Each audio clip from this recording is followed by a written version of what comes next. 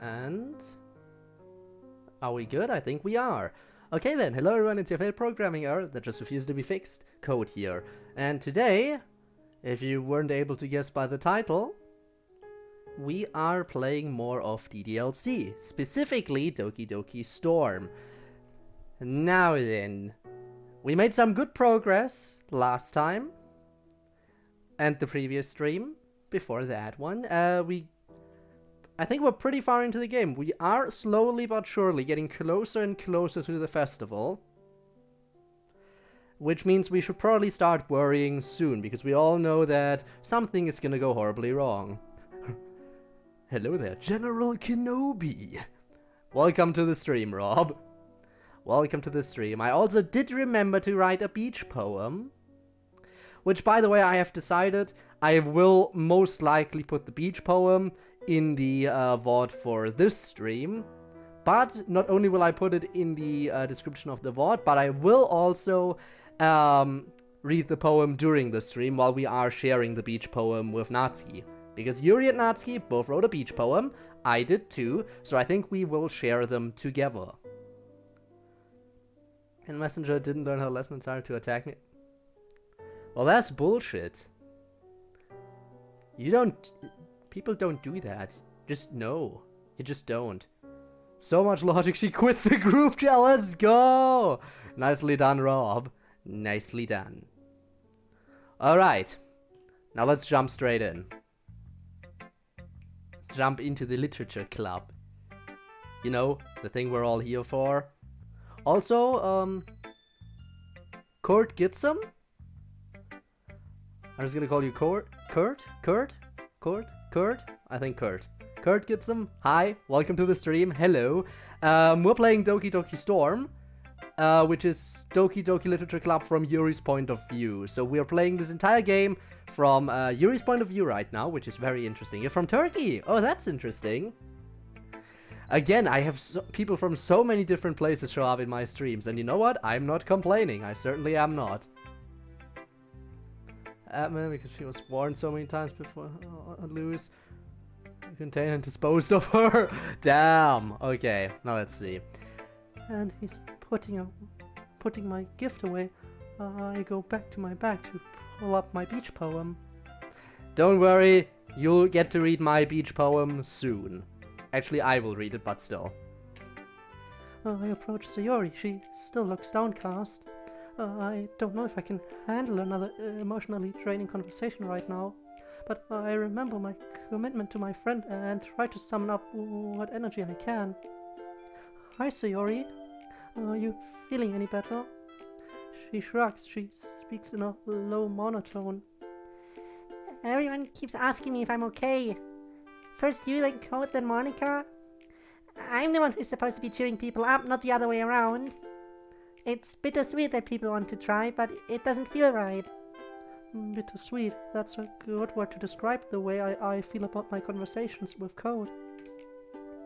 I shouldn't have come today. Everything's just getting worse and worse. Yuri, is there anything that helps? Like, what do you do when you're depressed? I cut myself. But I can't say that. What do I say instead? She's looking at me hopefully and expectantly. I would feel hypocritical recommending she see a doctor when I have trouble doing it myself. Or recommending she take medication. I've always been uncomfortable with the idea of taking antidepressants. The idea of taking something that changes the way I think and feel is unappealing, to say the least. Because it raises all kinds of philosophical questions about what is really me. But I don't know how to articulate all of this, and several seconds have passed and she's still waiting for my answer. Curiosity, hi, welcome to the stream, how are you today? How are you doing? I hope you're doing well. Welcome. Nice seeing you again. Welcome to Doki Doki Storm. I hope you like Yuri, because that's who we're playing as in this. Also, ignore the text-to-speech that just happened. Yeah. We're playing as Yuri. Also, I didn't remember to write a poem for today. I did remember. Landful had to get a new laptop, so setting it up at the moment. Ah, I see, I see. I should probably get a new laptop at some point too. I mean, I have one, but every time I start it up, it takes like 15 minutes to boot up. And even then it runs super slowly, so I should probably get a new one at some point. Because I can't exactly take my solid PC along with me all the time, so should probably get a better laptop just in case. I don't know though. But yeah, also Jay, hi, welcome to the stream. Welcome to the stream. I'm sorry, Sir Yuri, I don't have an answer for you. Oh. A look of hope visibly dies. Well, maybe I should just read your poem. Of course. I hand her my poem and she reads it without any change in her downcast expression. I'll whip out my beach poem when we talk to Natsuki, because again, group sharing beach poems. Both Natsuki and Yuri wrote beach poems, I did the same. We're gonna see. Now, we're not gonna get to see their beach poems again, because we already saw it when playing the game from the main character's perspective. But to make up for the fact that we don't get to see their poems, we're gonna look at mine, which is probably a lot worse. Mine hit the floor from the wind the other day. Ah. Ooh, pain. Pain, pain, pain. I hand her my poem and she reads it without any change in her downcast expression. She hands it back to me without looking at me. It's nice, Yuri. It's nice. An awkward silence hangs between us. I'm still racking my brain for something to say. One thing that helps me is writing. Externalizing my emotions and capturing them on paper helps me analyze them and understand myself. I'm wondering if that's something you might find useful. Without hesitation, Sayori shakes her head. You seem surprisingly certain that it wouldn't help. Yuri, I have a confession to make. I didn't write a poem for today. I mean, I tried. I sat down to write it, but when I tried to write about my feelings, I just ended up crying all evening yesterday. Were you thinking about code? Words were out of my mouth before I realized it. I guess I'm still thinking of setting them up together. When she doesn't reply, I press on. You know, Code and I are friends. Just friends. I finally understand what Monica meant when she used that phrase. I let my words hang in the air between us, hoping Sayori picks up on the meaning. Whether she does or not, I can't tell, but she isn't replying. Beat an idiot in an argument, me hold my Mountain Dew down. Rob showing off. May I ask how you feel about him? I don't know. I don't understand what I'm feeling. Well, then perhaps that's extra reason to talk to Code about it. She shakes her head again. I just wish things could go back to the way they were. Why can't they? He doesn't even want to walk home with me after school. He doesn't? I thought you work together every day. He'd rather go with... Never mind. Ah, so main character told Sayori that he'd rather that he would walk home with Yuri. Sad. I should go. We should move on. Very well. She walks away with a glassy-eyed expression. I have no idea what to make of this. Could I have handled it better? In any case, it's time to go to Monica. Monica is smiling as usual, but there's an unmistakable tension about her. Right, Monica. Third attack or fourth. She lost every time and never learned. She thought she could get rid of me because I'm not very social, but she underestimated me. Yes, haha. She was a fool.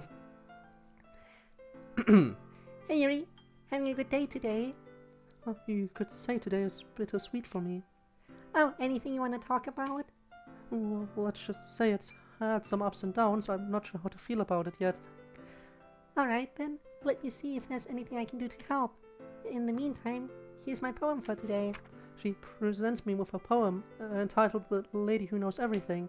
It's about an omniscient lady with decidedly cynical views.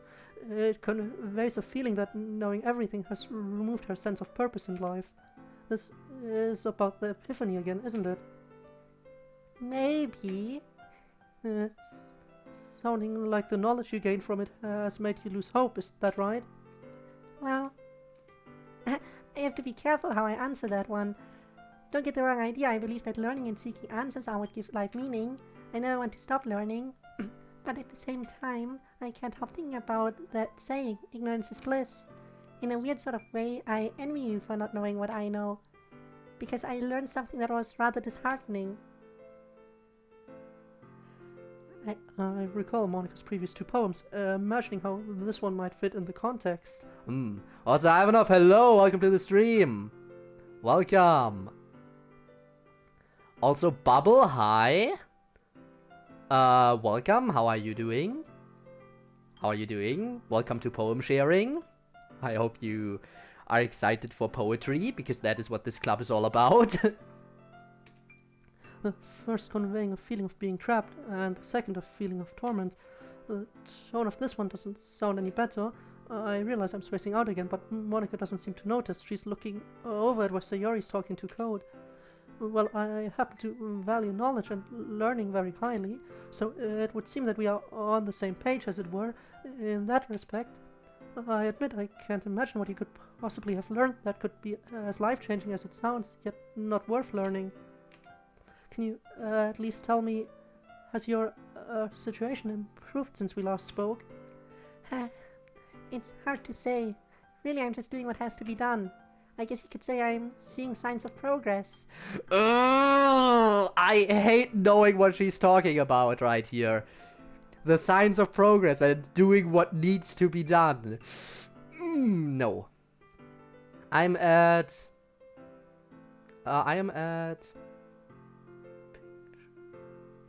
picturesque again. Oh, okay, I see. Trying to stock up, I guess. And right now it's just a matter of waiting and seeing what happens. And I'm glad to hear it. I hope things work out for you, Monica. Yuri, you don't know what you're saying. Thanks. How about I take a look at your poem now? I hand her my poem and she reads it. That's different. She hands it back to me. I see you decided to be a little more philosophical today. But then again, so did I. I guess we're just in that kind of mood.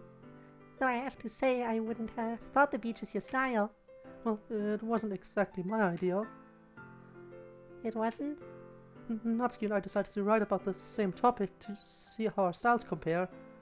I shouldn't say that I'm a monster. I wouldn't say that. You really shouldn't judge anyone based on their nationality, like in any way, shape, or form. Like, imagine calling me a Nazi because I'm German. See? You don't exactly do that kind of stuff, do you? Though I'm sure some people do do that kind of stuff, and yeah, they're not exactly nice. Now in my case that's kind of an exaggeration, maybe, because I don't think anyone would go that far, but You ran out? Yeah, that's why you need to stock up. If you ran out, you need to stock up. Also, thank you so much for the follow, Bubble Tea. It's appreciated. Immortal because I am not very immortal.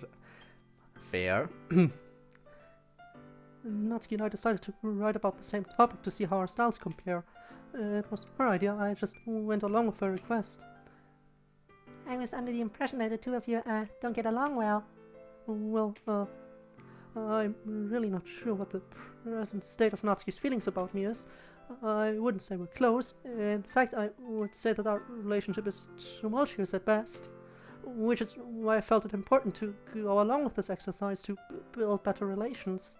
Especially after your fight the other day? Yes. Well, it seems that there's more to you than I expected. Thanks for sharing, Yuri. You always manage to make things entertaining. Oh, thanks. That was a rather curious choice of words, but in any case, it seems that we're done now. It's time to move on to Natsuki. I wonder if I should apologize for earlier, or at least try to explain, or would that make things even more awkward? I wish that just once I could approach her without feeling nervous. Natsuki, I'm sorry for earlier. I didn't mean to make you feel neglected. Nah, it's fine. I should have realized that you and Sayori were having a moment or whatever. I'm kind of realizing that I act immature sometimes. Well, it's understandable considering that you're the youngest one in the club. Thanks for reminding me.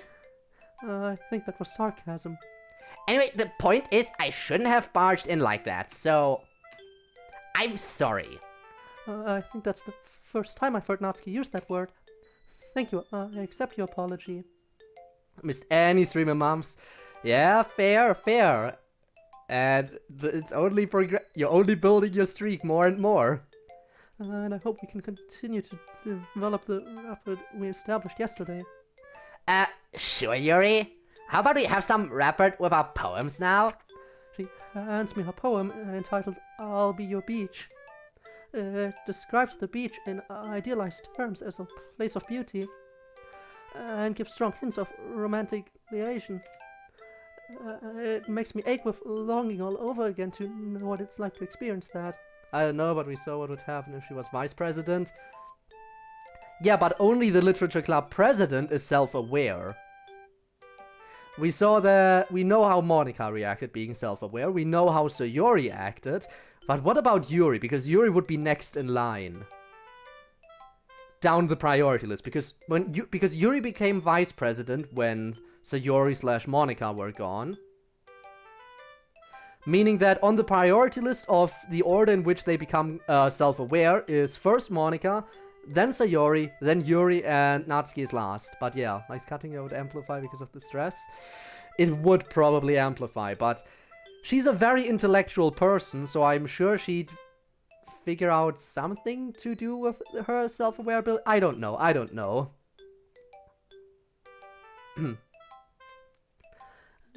Yeah, I read that already. And also makes me curious about Natsuki's romantic life.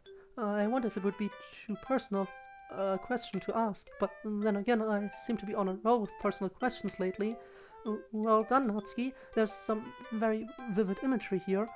Hey, thanks! Your poem evokes some rather romantic feelings. Is it a reflection of your own experiences? Oh, geez, did you have to go there? Not exactly. I mean, it's nice to dream, you know. Not all of us get to cozy up with Code, right?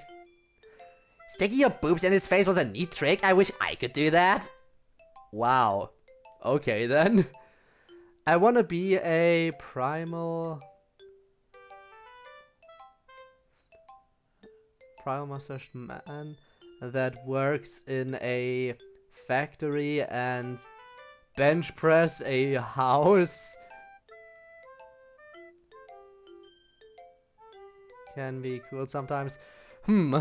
Stereotypes can be cool sometimes. I guess sometimes they can be cool. Sometimes stereotypes can be cool. But not all the time. The Empress in the game would keep Yuri away from the player. Not that I was staring at you two or anything. This conversation is taking a very uncomfortable turn. That was unintentional, I swear. Sure, Yuri. Well, anyway, Code and I are just... Oh, sorry, that's you. Well, anyway, Code and I are just friends. If anything, I'd say that romance would be more likely between Code and Sayori. Huh? Really? That's a rather gossipy thing for me to say. Probably inappropriate.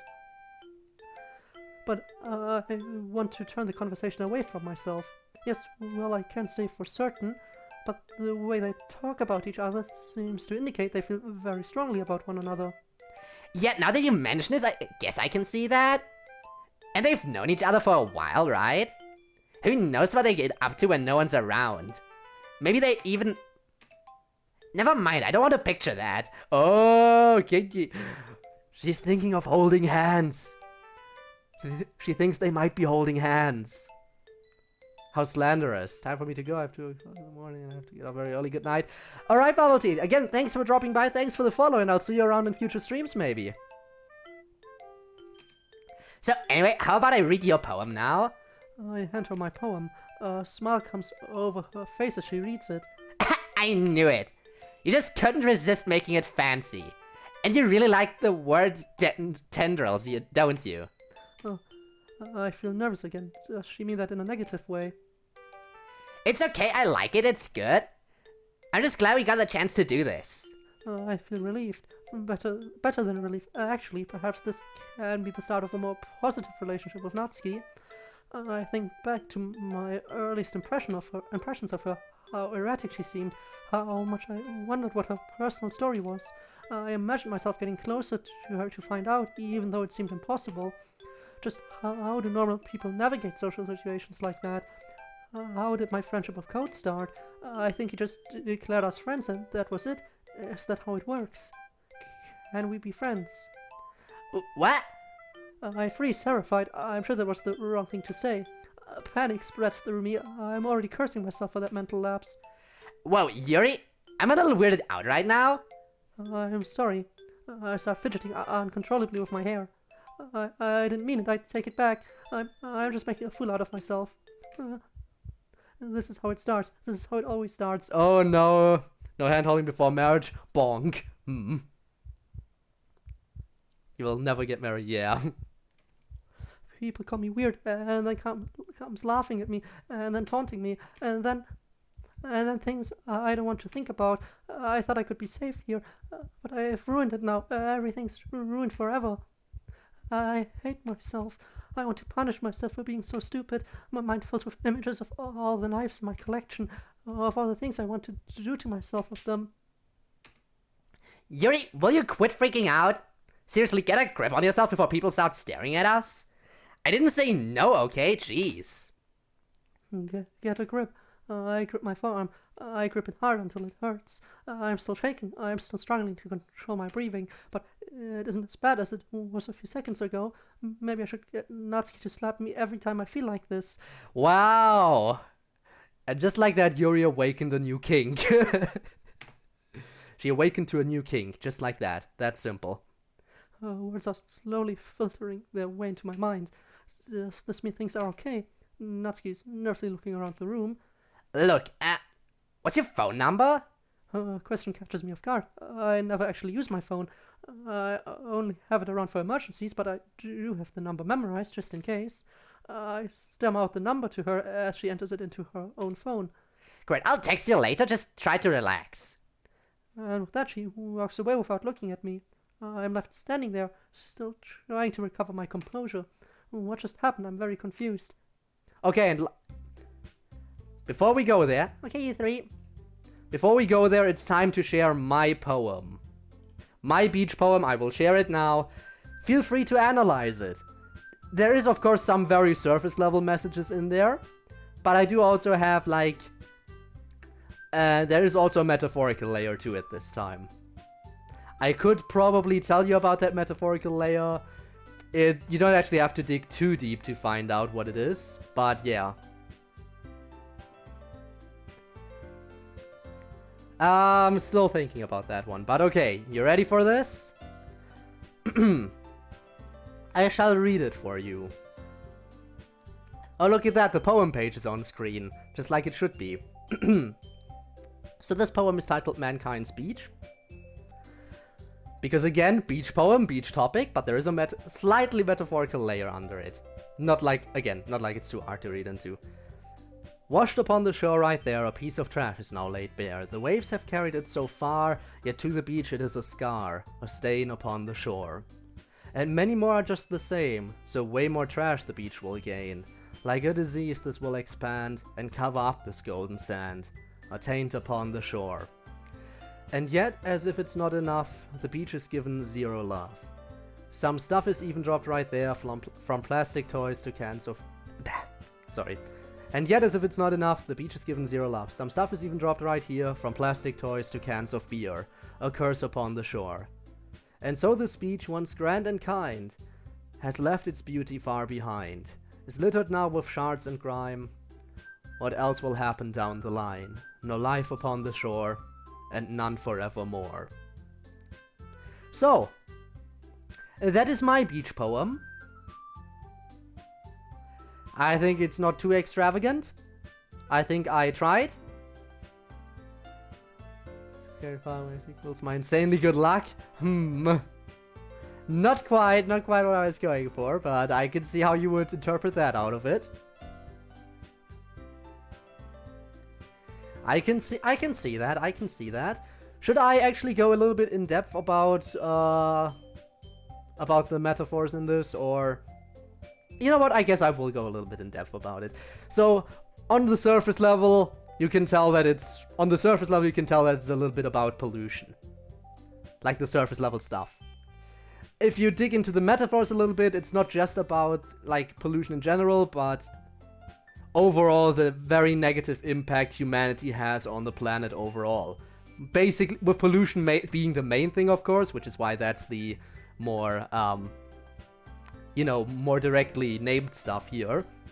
But in a metaphorical layer, it goes a little bit in there, like, the piece of trash, of course, being the stand-in for humanity, that was carried far by the waves. Humanity has evolved very far, only to then become trash upon nature and bring it down. And yeah, and just the fact that it just keeps getting worse. And in the second paragraph, you can just again see that it's getting worse and worse, basically, and not getting better. The more humanity progresses, the more stuff goes wrong. Sadly, now we're making some progress, but it's still not really going all too smoothly. And then, of course, the third one goes a little bit more into how it's all kinds of people, like the plastic toys and cans of beer basically being a metaphor for, you know, the range from children all the way up to adults. You know, the plastic toys, the beer, kind of directing the range, and that all kinds of people hurt the environment, not only a certain group, like even like big corporations and stuff. And then in the final paragraph, it's basically this describing how, you know, basically a ruined environment completely ruined. Again, the grime kind of a stand-in for just us polluting the environment, with the shards kind of being like a little bit more of an aggressive type of thing, like how not only like by pollution that we produce just like that, but also through wars and stuff like that also hurts the planet. So that's that kind of dichotomy there. Not dichotomy, but yeah. And yeah, and in the end, just finishing it off with the fact that humanity basically is ending everything. Metaphor for humans and beach for the earth. Yeah, that's what I said. I finished my explanation here again. That's what I said in the about the first paragraph, basically, already. And you know, the waves that have carried humanity so far basically being like a stand-in for evolution. And other stuff. And of course, ingenuity of mankind as well. But just the fact that we have evolved as a species so much more than any other. Anyway, that was my little poem. So let me quickly go back. I did the FNF background, I did acknowledge that and said that I was still looking for that. Another way to die by disturbed. Another way to die by disturbed. The poem. But anyway, I hope my poem turned out somewhat acceptable. I kind of got a flash of inspiration for this one while on vacation, so yeah. Anyway, that was my beach poem. I hope that turned out okay.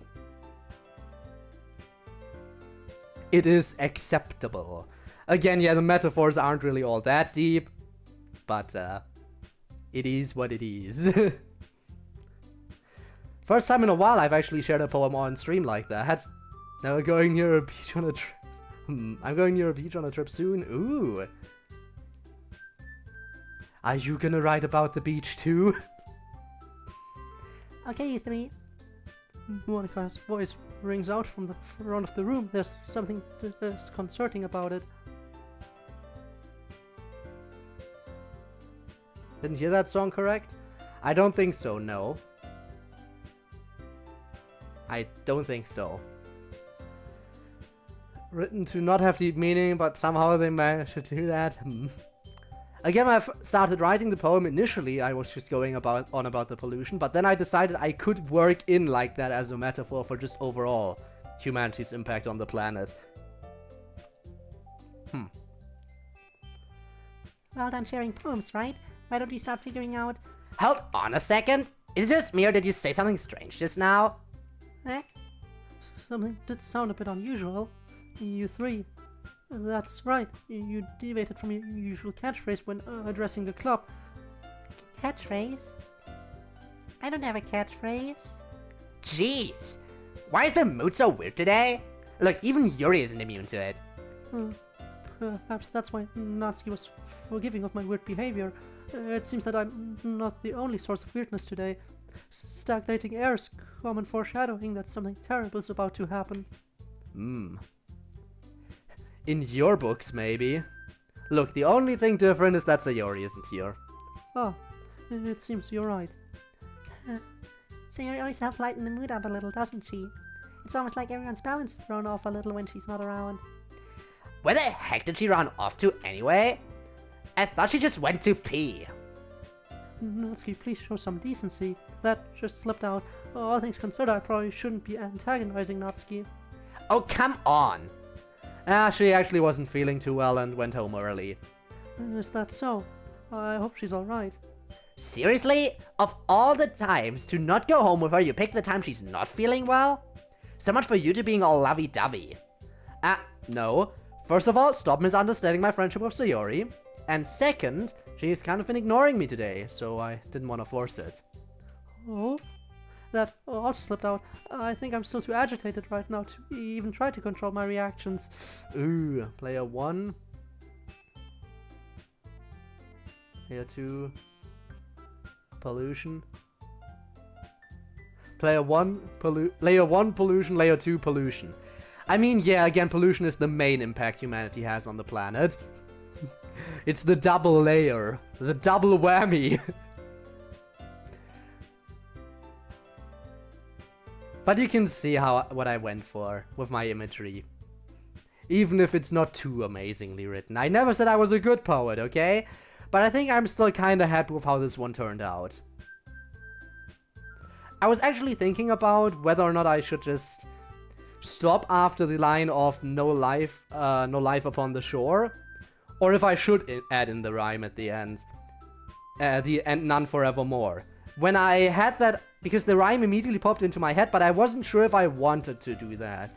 I mean, it was nice because it spiced things up from the little intermission lines that were just ones, and then on the final one it added a rhyme to it. But part of me just wanted to end it right there. But in the end I decided to add in that rhyme, because I felt like it. Badge, I am called Rob in the chat above you. No, no, no. Maybe one day. Maybe once I actually need more moderators. The only moderator I have right now is Streamlabs. What could it signify that Sayori is avoiding code? How does it factor in with my plan to get them together? I suppose she just wants to take some time to sort out her thoughts and come to terms with her feelings. That's something I can identify with. But yeah, Rob, since you make it to literally every stream, I think you would probably be the I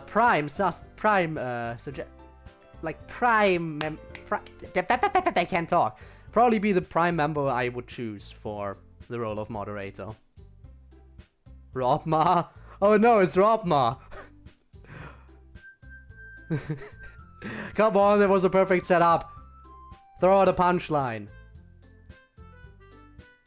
Rob my poems. Rob my balls. There we go. Ouch. Ouch. Let's decide what everyone will be doing this weekend. I already know what I'm doing. That's right. Natsuki will be making cupcakes.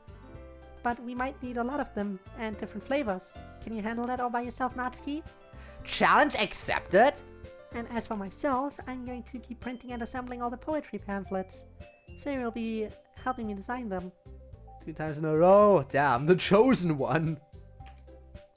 And as for Yuri, you can There's a long pause that hangs heavily in the air, a painful reminder of how incapable I am of contributing to a social event. Guys, can you help me come up with something for Yuri? Does she have to make it sound so obvious, so public? I'm useless. No, that's not it at all. You're the most talented person here, you know. I don't know who she thinks she's fooling, telling such an obvious lie. Rob my chat space, yep. Now I'm imagining myself at the festival. I've a feeling even more out of place than usual. Feelings of dread are creeping in. This festival was already unappealing to me, but somehow the fact that everyone else in the club is going to be carrying the whole event without me feels worse. So Yuri, you have beautiful handwriting, you know, so you should make some banners and decorations to help set the atmosphere. Atmosphere? About that. I try to pull myself out of the despair I'm feeling to grasp onto what Monica is saying. I love atmosphere. That is probably a weird thing to say, but right now I don't care. This could be just what I need, an artistic project, a chance to occupy my thoughts and keep them away from unsavory ideas. Banners and decorations, she said. The image immediately comes to mind of a huge banner across the front of the room with a literary quote across it. That's a little obvious, but it's a start. If I'm going to create an atmosphere that promotes the love of literature, then I'll have to convey what it feels like to lose myself in my imagination. The image comes to mind of that fateful night 2 days ago when my room was filled with scented candles. Ah, yes.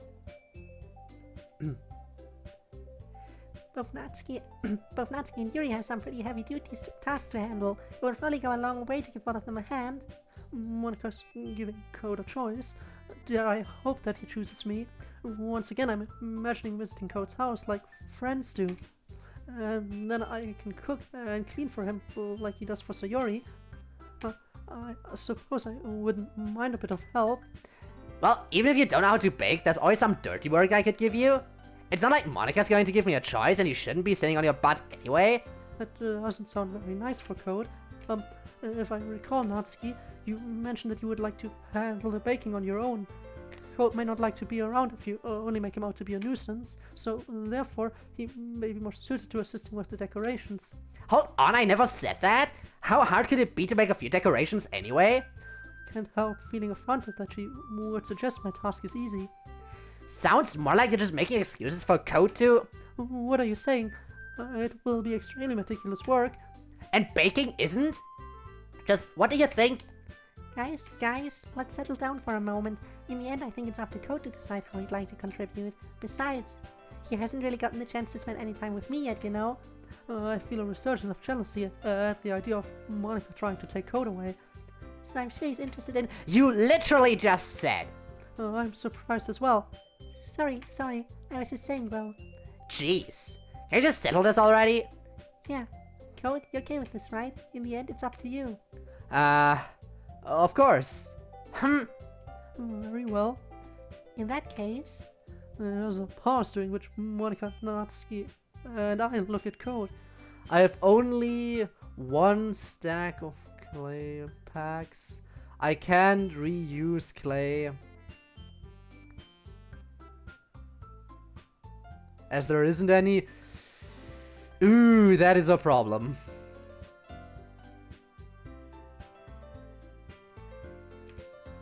I feel bad for him for always being put on the spot like this. I know I wouldn't like this kind of attention if it was on me. The more time passes, the less certain I am that he'd want to spend time with me.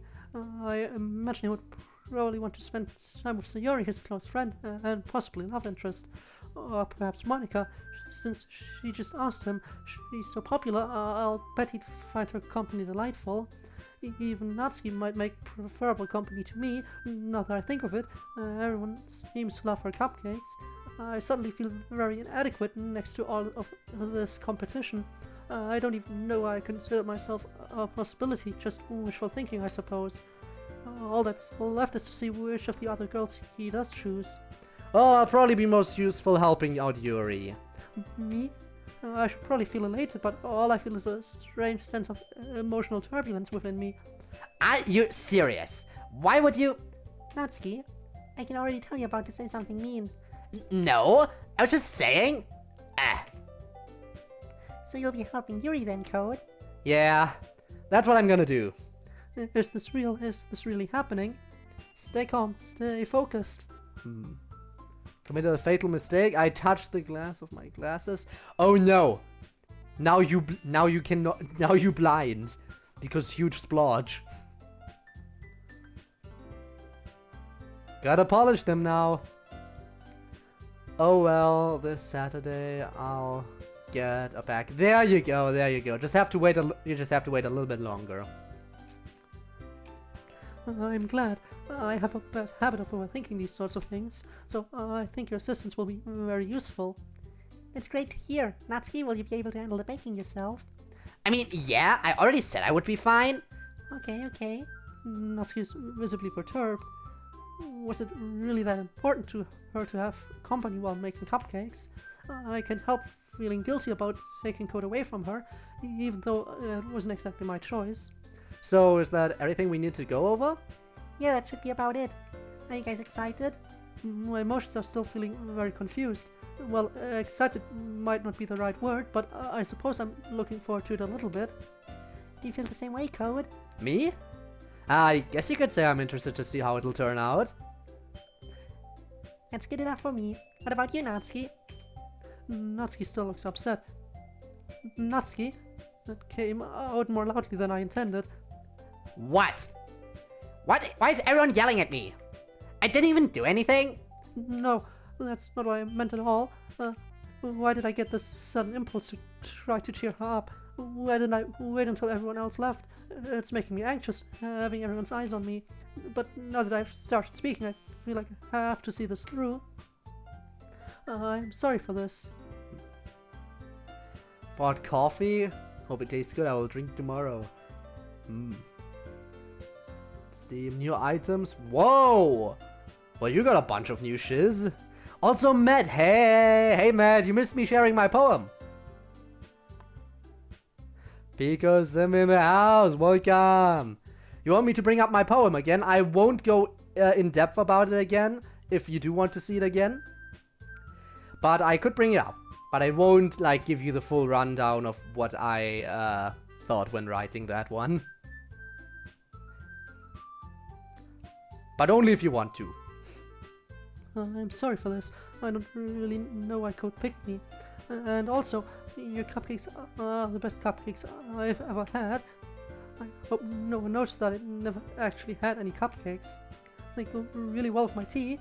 Nothing that I do for the event will compare to that. So, I don't know what else to say. I'm no good at this. So I made a fan of me kissing Pico. I mean, if you're a Pico simp, I'm guessing you are. Yeah, you probably liked it. I had a feeling.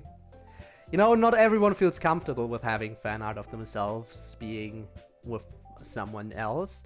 I personally am delighted about any fan art of myself I get. Then again, I haven't exactly gotten any kind of weird fan arts yet, so it's easy enough for me to say.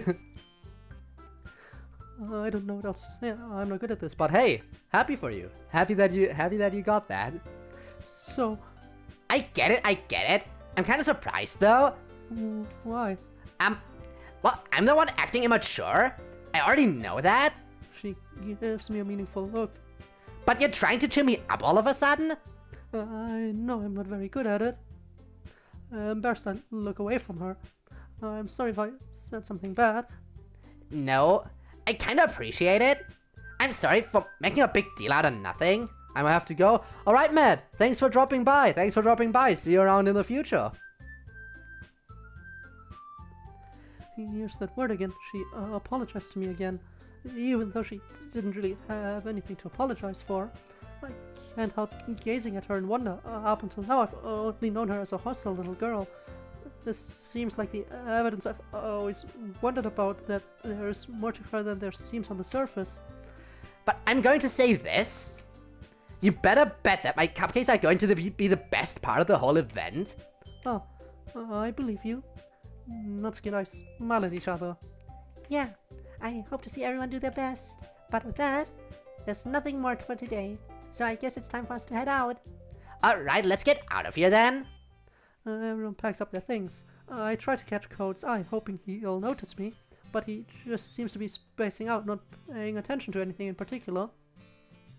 I still feel awkward approaching him, but I don't see how we're going to be able to work on the decorations together if we don't talk to each other. He's walking out the door behind Monica and Natsuki. I start to panic. If I don't say something now, I'll miss my chance. Huh? Sorry, I realize I don't have any way of contacting you this weekend. Oh, you're right.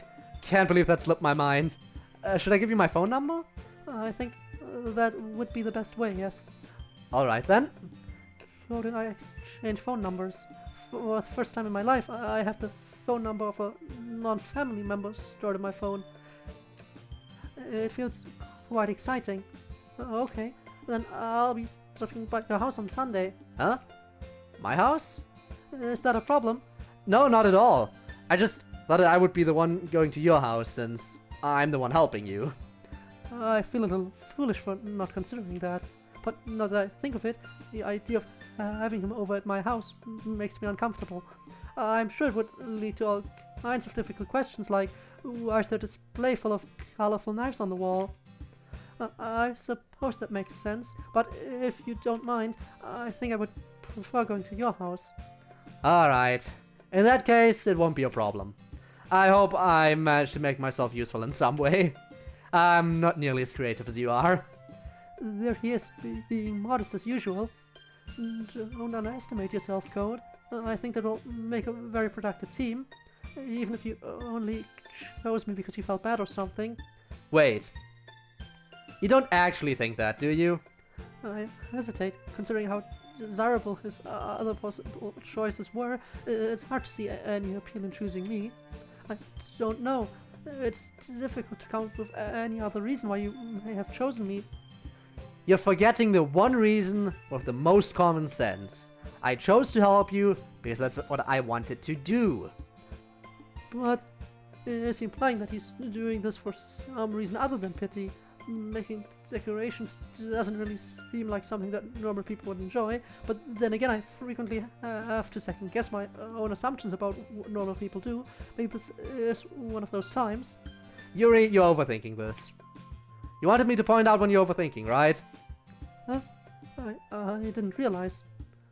I'm telling you, I want to. That's all there is to it. Do you believe me? I look into his eyes. I want to believe him.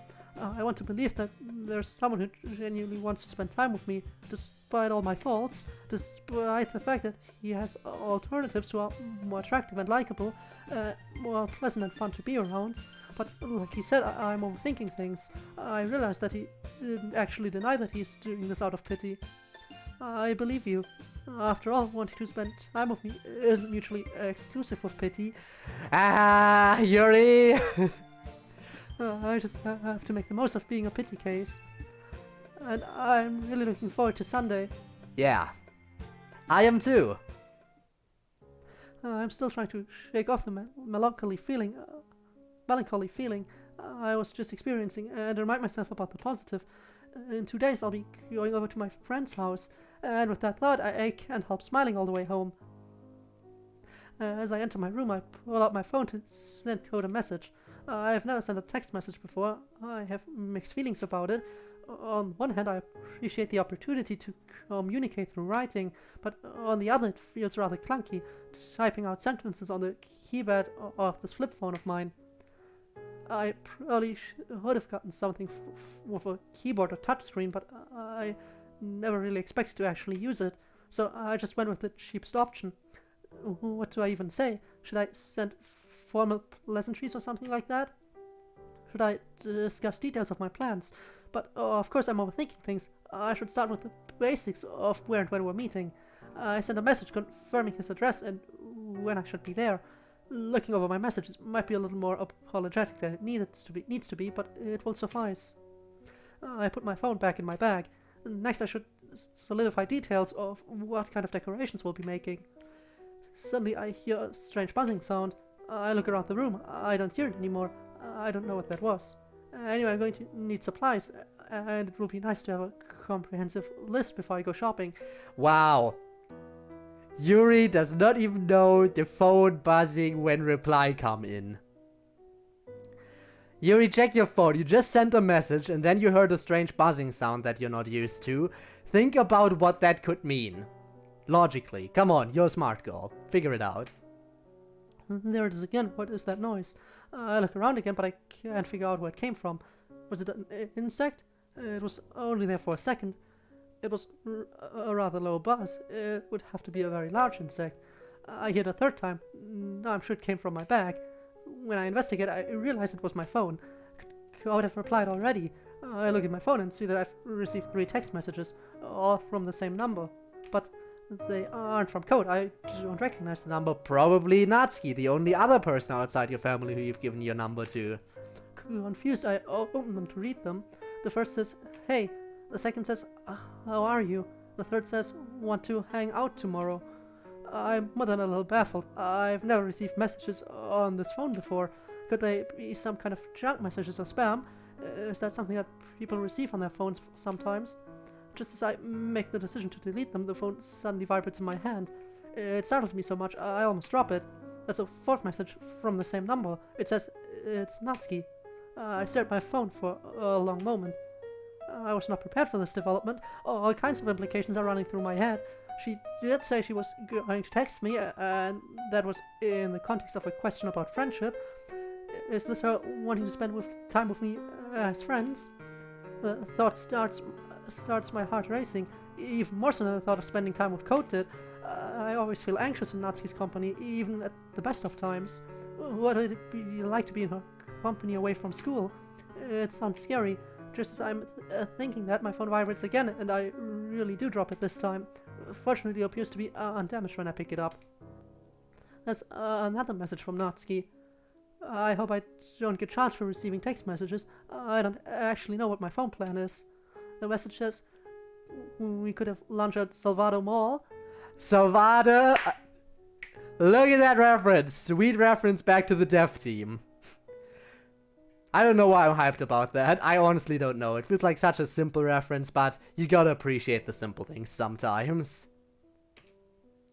I feel a little calm at that message.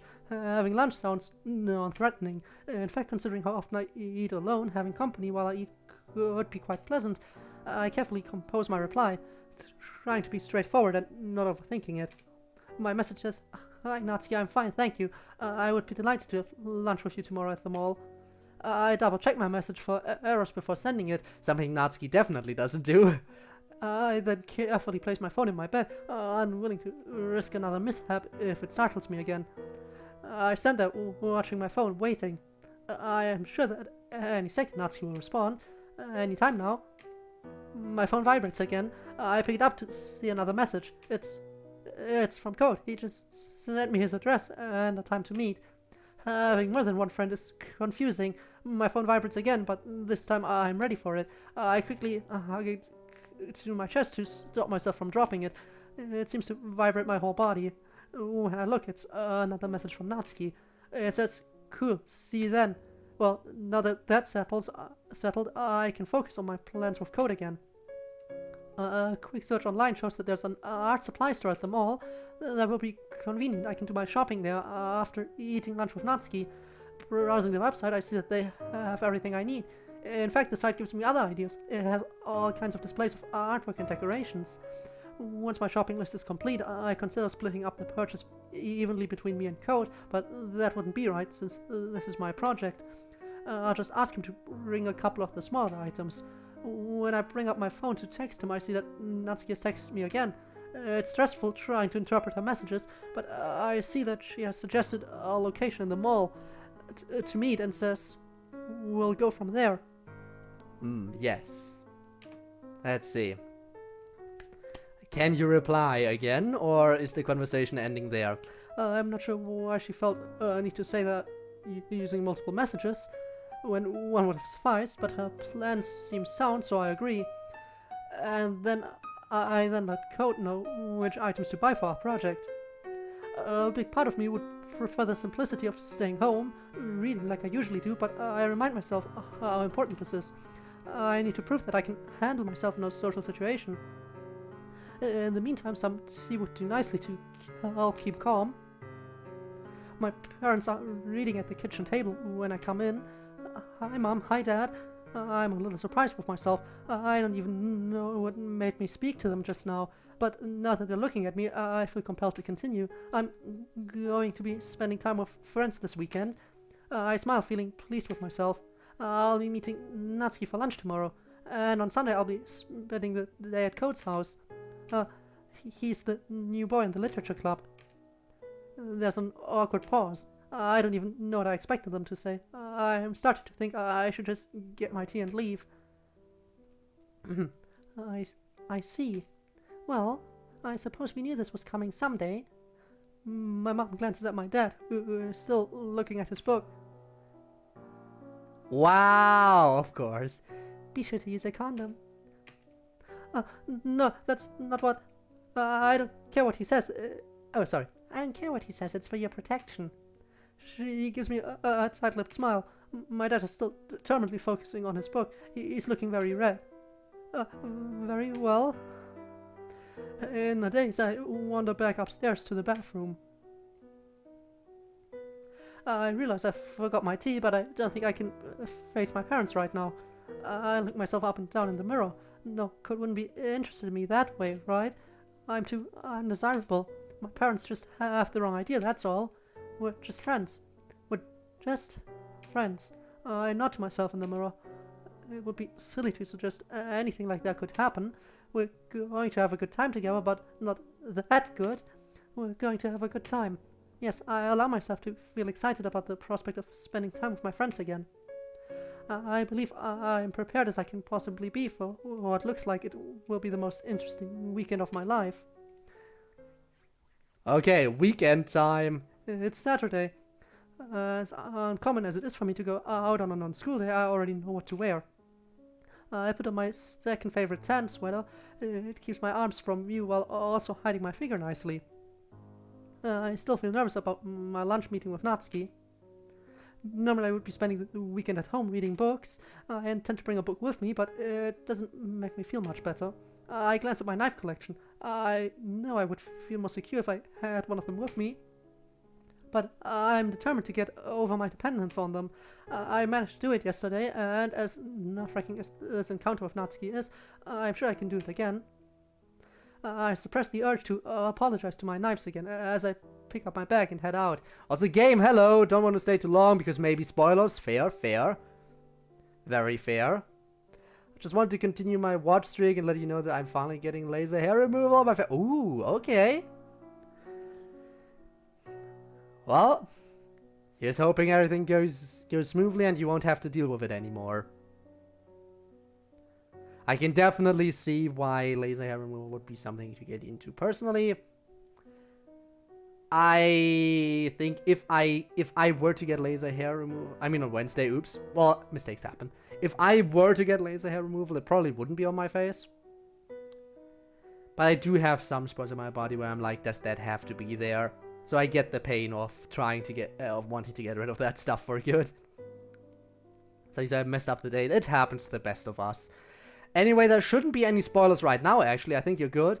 Because on Saturday, because it's the weekend, you don't actually meet up with the main character. So this entire day will be something that you don't see in the original game from Yuri's point of view. And I think even in the original game, I'm not sure actually if Saturday actually takes place or if you just skip right through it. Anyway, in any case, this day will not have any dialogue or anything from the original game, so I think it should be fine, but I can't guarantee anything. Probably. I don't know. Everything below my nose to be hair-free. Again, fair. Fair. I personally wouldn't go for that, but I understand where you're coming from. Because sometimes it can be annoying. I suppress the urge to apologize to my knives again as I pick up my bag and head out. As I arrive at the mall, my nervousness turns into a kind of excitement. Here I am, on an adventure, setting out into the world. At the back of my mind, I know that this is something that normal people do every day. But for now, I try to hold on to the enjoyment of the accomplishment of doing something I used to think of as impossible. Are you able to be a fluffy boy instead of a hairy man? Yes, the power of fluffy boys shines within you. Having a social life. Before long, I find Natsuki, where we agreed to meet. Hey, Yuri! This is my first time seeing Natsuki out of uniform. The only word I can think of to describe her outfit is cute. But I'm sure that would cause me great harm if I said that out loud. I'm feeling nervous all over again. Is it my imagination, or does she seem nervous too? I wonder why that would be. It's nice to see you, Natsuki. Yeah, you too. I gotta ask, what's up with the turtleneck? Smile when you called me a fluffy boy. I mean, soon you will be the fluffiest of fluffy boys. But for now, you still have to deal with with being a hairy man just a little bit longer. 21k channel points. 5 chapters. Now it's time to find out what is power?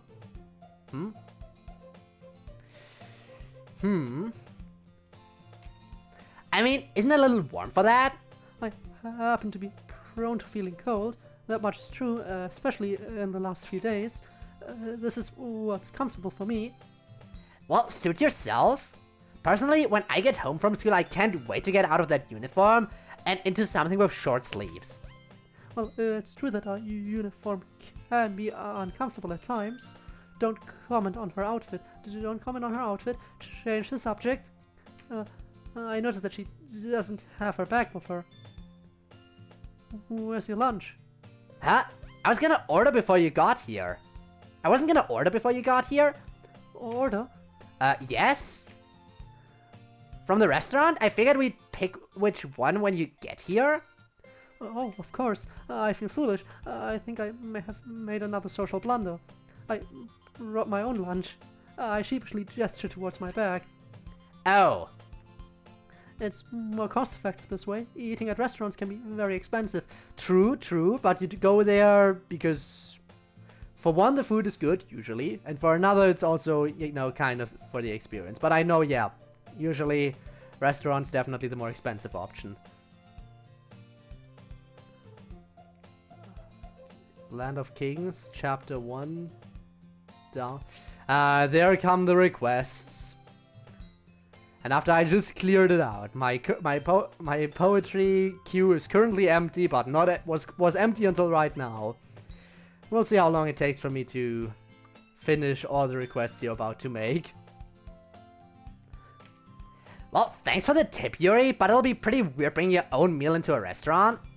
She uses that word again. I'm screwing this up already. I'm sorry, I didn't mean to be weird. I just thought... It's okay, we'll just, we'll get a takeout order and we'll just find some other place to sit. Are you sure it's okay? It's fine, Yuri, just relax. I follow her to the food court and she picks a fast food restaurant for herself. I feel awkward waiting for her to order and get her food. It feels like the times when I was a small child, when I would be following my parents around the mall on shopping trips. Order everything on the menu at a restaurant. You get a completion. You need to get all them completion points from all the restaurants. Definitely need to go for that. Absolutely. If you pull that off, you what do you get when you pull it off? I think you unlock New Game Plus or something? I'm not entirely sure, because I still haven't done it. Get the golden shot. Oh, or that.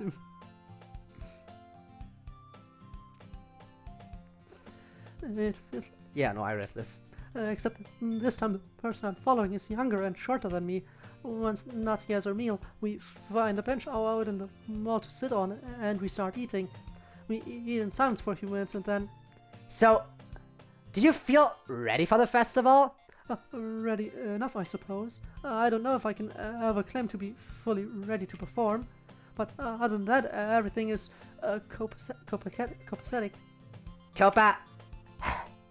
You know, I wanted to be nice, but seriously, did you swallow a dictionary or something? Pardon me? What's with the fancy language? I just mean that everything is organized. It's all in order. Then why can't you just say that? Because that's what the word means. I really don't want to start up that argument again. I'm anxious enough as it is. A Yakuza reference. Ah, I was wondering what you were referencing, but okay, that makes sense. That makes sense. Yuri, there's no one else here. It's just me. You don't have to show off. I'm not showing off. It's just a nice word, that's all. Well, it feels like you're showing off. It feels like you're looking down on me. There's silence while she glares at me. I take this time to try to calm myself. I don't want to be too agitated when I speak again. I'm sorry, I didn't mean any disrespect. Are you sure you're not just saying that? Well, yes, I'm not sure what else I could say that would convince you. Why do you keep using words like that anyway? I can't bring myself to answer. I don't know if it's safe to talk about with her. I want to go home now, but I don't know how to do it gracefully. After a moment, Natsuki's expression softens a little. Look, maybe I'm overreacting. I'm sorry for losing my temper. I promise that this time, whatever it is, I won't get mad. I just don't want you to think it's weird. I don't mean to make you feel insecure. I mean, I know I hate it when people make me feel insecure. And, well, you said you wanted to be friends, right? So maybe we should take this time to get to know each other better. And whatever you have to say, I won't judge you for it. I mean it. I weigh my options. I feel like there's a more or less equal chance of her getting angry whether I tell her or not. I hope I don't regret this. Well, in answer to your question, no, I didn't swallow a dictionary. That wasn't... Never mind, keep going. When I was growing up, I kept a dictionary under my bed. Anytime I was reading and I saw a word I didn't recognize, I would immediately look it up. I learned a lot of new words that way. I guess you do a lot of bedtime reading, huh? Well, yes, it's the best time. It took a long time for me to realize that this was an unusual thing for someone to do. So we have, I might have gone ham on the ideas and recommendations channel. Sorry. Oh no. Oh my god, that is long.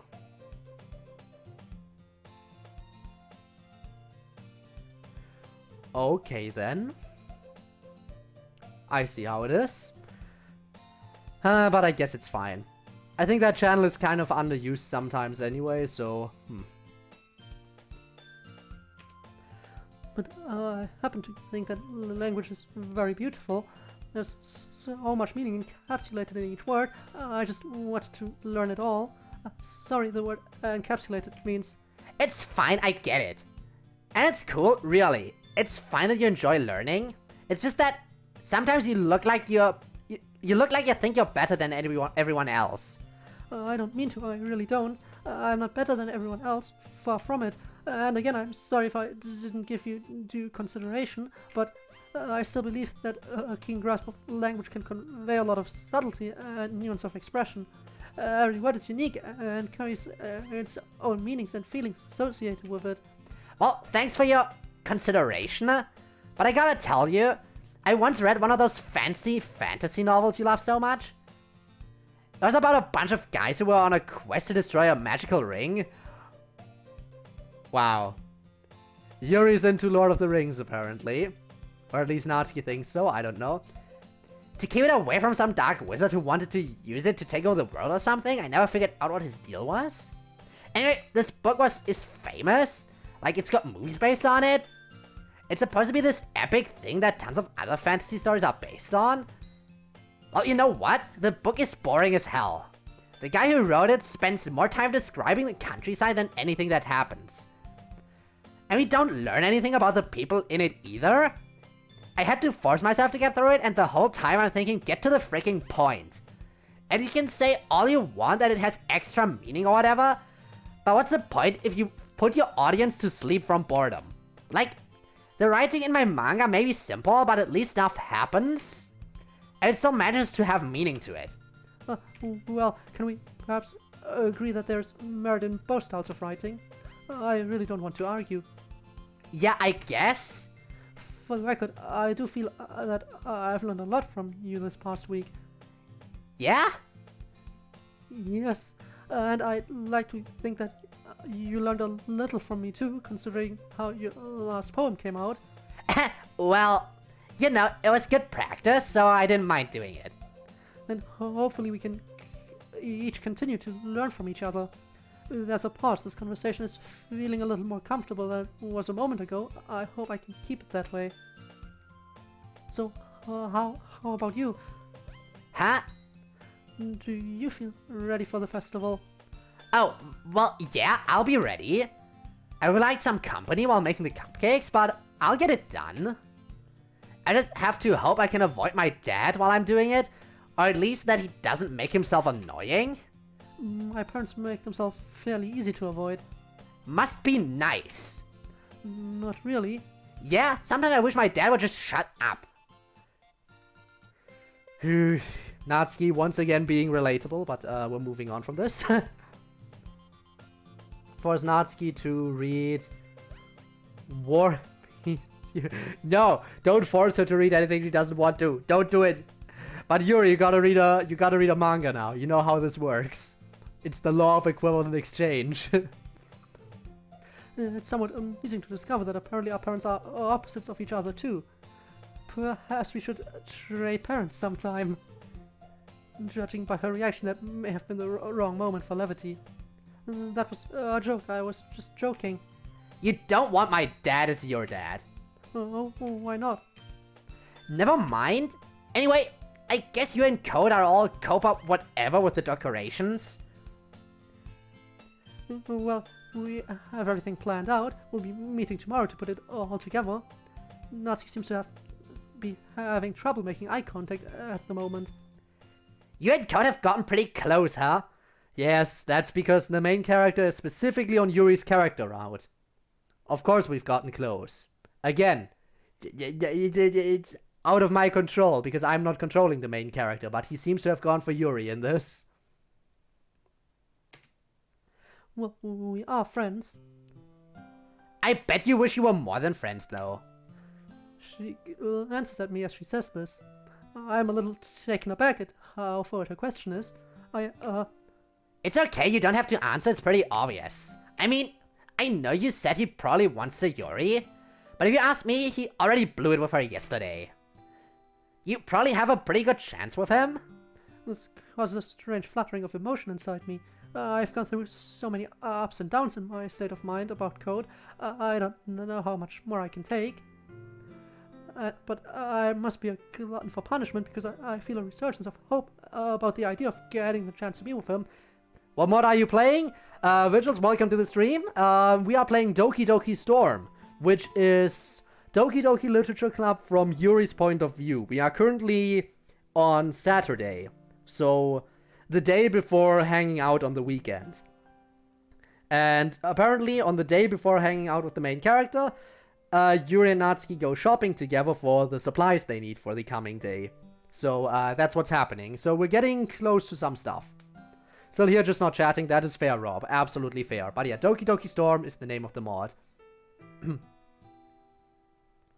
Alright. You think so? Natsuki nods, looking downcast. For real? For real. I've seen how you look at each other. Just because things didn't go how I hoped doesn't mean I'm gonna stand in your way. I recall what she told me the other day about wanting to share manga with Code, and I feel guilty about how sad she looks right now. You were hoping to get close to him too, weren't you? Well, no. I mean, sure, I was disappointed by how things went, but I did some thinking and, well, even if I didn't get everything I wanted, maybe it isn't so bad, because I ended up getting something almost as good. Like a new friend? Natsuki's visibly blushing, still seemingly unable to make eye contact. Natsuki, I didn't know you felt that strongly about me. Don't say it like that! I just, you always seem so full of yourself. You would never talk to me like you thought I wasn't good enough to talk to or something. And anytime you did open your mouth, it was to show off how fancy and sophisticated you are. What is this ancient language? Allow me to translate. I still try to cut out CodeErr, but I'm bloated on kebabs. Ah! So, to clarify, Ivanov is making clay sculptures. And apparently very stuffed right now. If you're too stuffed, and you need to just lie down for a bit, that is more than understandable, and you probably should do that. So, yeah. The only reason I can decide for that is because I have a lot of practice. Oh no, I feel old! I guess that happens when you're too bloated. Happens. I never thought you might want to be friends. It's strange to hear that about myself. From a different perspective. How can I be made sound aloof rather than merely shy? I'm sorry if I ever made you feel like your company is unwelcome, but please understand, it wasn't anything personal. I keep to myself a lot because, well, I'm used to people disliking my company. If it seemed like I was avoiding you, it's because, forgive me for saying so, but you do have a bit of a temper. And you seemed like the kind of person that would react badly to me. Yeah, I know. That's something I'm working on. I know I have some anger issues. Do you plan on playing any other mods after this? I do. This isn't the first DDLC mod I've played on the channel, and it will not be the last. So far, I've played, well, Doki Doki Storm right now. Before this, I played Yuri's New Toy, which was a short comedy mod about Yuri buying a katana and hilarity ensuing. Before that, I played,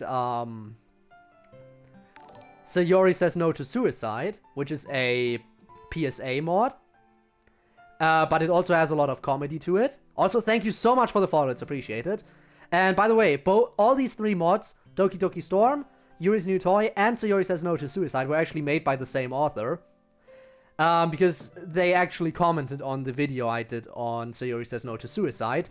And they talked about how they made these other two mods, and I said I'd be curious to check them out, so that's why we're playing those. I also played World of Dreams Act 1, but I am looking forward to World of Dreams Act 2 when it eventually comes out, but I don't think it's out yet. Naturally, Doki Doki Blue Skies. Blue Skies was amazing, definitely. I also play... Now, that doesn't actually count as a DDLC mod. By the way, thank you again so much for the follow. You son of a bitch, I'm in. So, Yuri got a katana. Yes. Hilarity ensued, definitely. That doesn't exactly count as a DDLC mod, but technically it's a mod for a different game, introducing DDLC, because I also play Friday Night Funkin' every Friday. And I have played Doki Doki Takeover, which, again, introduces the Doki Doki characters to as opponents in Friday Night Funkin', which was really nice. And I played Doki Doki Takeover Bad Ending. I also played the original Monica Week when it first came out. There was another DDLC mod I played that was a little bit less polished than Doki Doki Takeover, but it was still fun. So yeah, I do enjoy myself some good old DDLC. I do enjoy the good old DDLC. I even write poetry. For every stream I make on DDLC, I write a poem for the archive. Because, and I totally didn't get into writing poetry because of DDLC. I'm also not claiming I'm any good at it, but, you know. Imagine trying to recreate FNF in a visual novel engine. That would be hilarious. And incredibly challenging and probably very, very, very hard. Very hard. Oh dear, bro. That's with great interest. Why, thank you. That's something I'm working on. I know I have anger issues. By the way, Virtuals, do you want to see the poem I wrote for today? I went over it a little bit. Now, normally, again, I only write them after the stream and then put them in the VOD archive, like in the description. Once that eventually drops on YouTube, which takes about 2 months. But until then, the VODs are still on Twitch. But by the time the VODs get exported over to YouTube and deleted from Twitch, I have a poem at the ready. But for this stream, I decided to write the poem for the stream to be topical. Because you know how Natsuki and Yuri agreed to both write about the same topic, that being the beach. I decided, you know what, why not join in and try to write about the beach myself? So I tried to write a poem about the beach. Let me just see if I can quickly find it again, because I already kind of closed it. I kind of went a little bit into the metaphors. The metaphors aren't really all that deep, but, wow, thank you. Metaphors aren't all that deep, but... The metaphors aren't all that deep, but there are some in there. There it is. Bring it up right here. Let me just... There we go. So this was my poem that I wrote. Mankind's Beach. I shall read it again real quick. Washed upon the shore right there, a piece of trash is now laid bare. The waves have carried it so far, yet to the beach it is a scar, a stain upon the shore. And many more are just the same, so way more trash the beach will gain.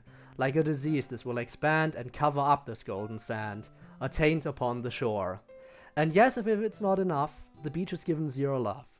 Some stuff is even dropped right here, from plastic toys to cans of beer, a curse upon the shore. And so this beach, once grand and kind, has left its beauty far behind, is littered now with shards and grime. What else will happen down the line? No life upon the shore, and none forevermore. So that is the poem I wrote about the beach.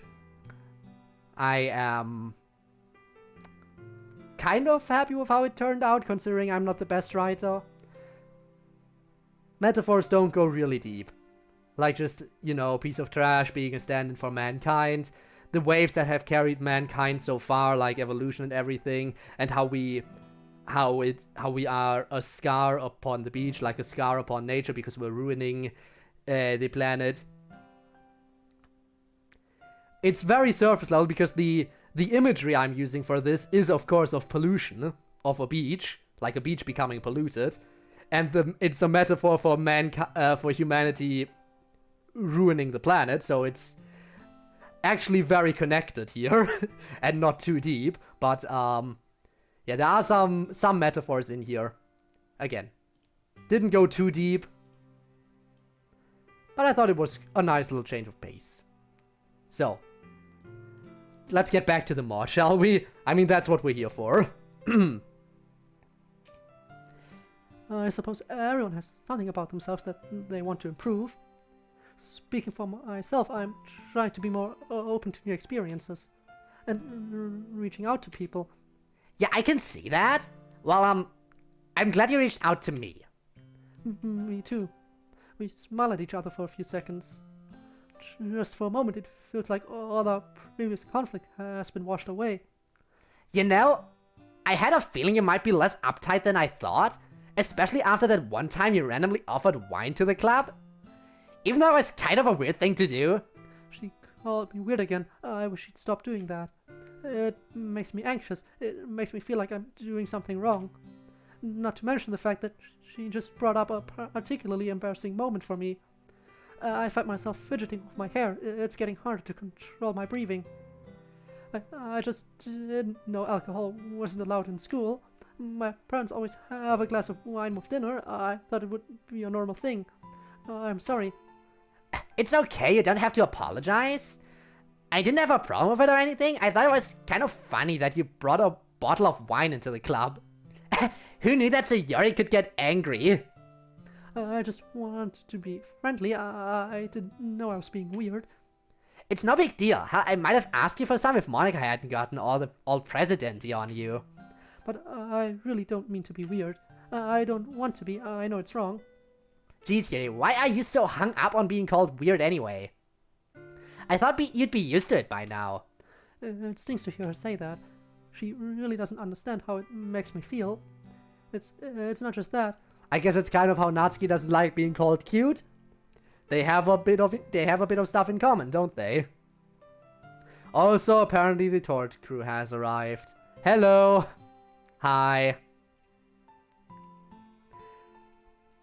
It's not just that. There was an incident.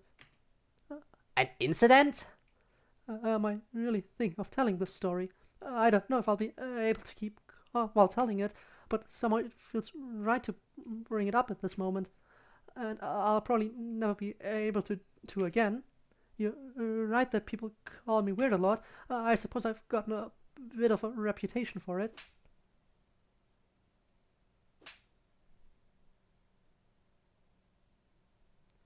Hitting me with a double whammy.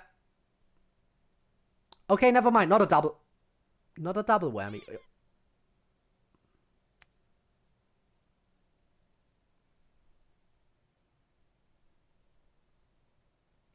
You done? You out of throwables? I think you're out of throwables. Okay. Well, one day I think I drew a little too much attention to myself. I was at school, reading as usual, and a group of boys came up to me. I didn't know them. I think they were older than me. I would explain why they were all taller than me. Taller than you? They must have been huge. Well, this was several years ago. I was shorter at the time. In retrospect, I should have been more scared when they surrounded me, but I was naive. I thought they just wanted to talk to me. I remember being really eager to talk about the book that I was reading. Natsuki is not in the mood for knock-knock jokes. We're having a serious discussion with Yuri right now. A serious discussion between Yuri and Natsuki. And I suppose I wanted to show off my knowledge of what I'd learned. Check out the note doll. That's what one of them said. And the others laughed. And I was so stupid, I laughed along with them. I didn't want them to know I didn't get the joke. I didn't realize he meant it as pejorative. But what? Come on, no fancy language. Sorry, I didn't realize it was an insult. Anyway, I think at one point I said too much, or maybe I just said the wrong thing, because there was a definite change in their demeanor. They looked disgusted. I heard them muttering to each other. I don't know what they were saying, but I heard the word weird being used a lot, and I guess things just got heated. The one who called me a know-it-all, I have to pause to take some deep breaths. He punched me in the face. I remember that much because I remember tasting blood in my mouth, but I don't remember much after that. Just being on the floor with my hands over my face while they continued hitting me. I don't know how many of them joined in, and I remember them yelling things like freak and weirdo and crazy. And those are the details I remember the most clearly. I was mostly just hoping it would be over soon. Eventually, I guess they decided I had been punished enough, and they all left. Yuri, that's messed up. Did they get caught? Are we in an airport? No, we're in a mall. We're in a shopping mall. Caught? Well, yeah, they did this in the middle of the school, right? Not exactly. I always choose an isolated spot to read. But did the teachers do anything? As far as I'm aware, they didn't know about it. Didn't know? You mean you didn't tell them? I'm struggling not to cry now. It was my fault. It was my fault for being weird. I should have just kept quiet. I should have kept to myself. I should have tried to be more normal. I deserve to be hurt. It was my fault. Despite myself, I feel a single tear roll down my cheek. I hastily wipe it away. I don't want to cry in front of Natsuki. New king acquired? I don't think this time. Nope.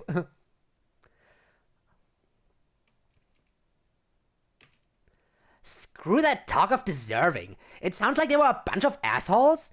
If they ever try something like that again, I hope you hit them back. I almost laugh at that. What an absurd thought. I could never do that. I would never want to hurt someone. Well, then point them out to me and I'll beat them up for you. Natsuki, I don't condone violence. Then what's with the knife? What is she talking about? I compulsively reach for my bag to make sure it's closed, even though I know there's no knife in there today. Yeah, that one. I know you keep a knife in there, Yuri. My anxiety's climbing. What? How? Well, it's kind of obvious. Every day in club, you obsessively check your bag for it like 100 times. Not that I was staring at you or anything, but I did get a look at it once. It's not... Did you tell anyone? No, I'm not trying to get you into trouble or anything. I feel a bit reassured by that, especially since she keeps talking about a singular knife rather than my whole collection. We gotta ask someone, I guess. That's why they're asking you, She must not know about the others. I wonder which ones she saw. Honestly, I don't really care. I just figured you were trying to be cool or edgy or something. Or maybe you were... Well, never mind. My point is, I think I understand now. It's just for security. That's half true. It makes me less anxious when I have one around. If you say so. I saw Chan's pause. Natsuki's still watching me, but I can't bring myself to make eye contact. I would never hurt anyone. Never ever. Please believe me. Except myself. It's fine, Yuri. I believe you. I glance at her. I think she means it. It helps me relax a little. Please don't tell anyone. It's okay, Yuri. I'm not gonna blab about your secrets. I mean, we've all got stuff we don't want anyone to find out about, right? Suddenly, Natsuki seems to be having as much trouble looking at me as I am looking at her. Yuri, you didn't deserve what those guys did to you. Let me tell you something about deserving. I get it. I understand why you feel like you deserve to be hurt. Because my dad... Natsuki makes a visible effort to collect herself before continuing. Okay, well, I know this sounds bad, but my dad hits me sometimes. Natsuki? It's okay. I don't want you to make a big deal about it or anything. He only does it when I'm bad or whatever. But sometimes he has dumb ideas about what's bad. And like, for a long time, I thought I deserved it. Especially because he would tell me I deserved it. Like, a lot. Like, all the time. And then one day, a few years ago, I realized just how full of crap he is. You see, he likes to think of himself as a handyman. Like, he has a collection of tools he uses to tinker with stuff around the house. One day he was fixing something, I don't even remember what it was. And he asked me to bring him a screwdriver, so it was in the drawer. But there are lots of drawers and I didn't know where it was. And instead of just telling me like a normal person, he got all angry. And it wasn't enough for him to just show me where it was. Oh no, he had to grab me by the wrist and pull me over to where he put it. And he starts hitting my head against the drawer saying that's where it is. And all the time I was scared. I was freaking terrified. Yeah. We kind of know what her home life is like, but hearing this kind of description is... Yeah, it's yikes.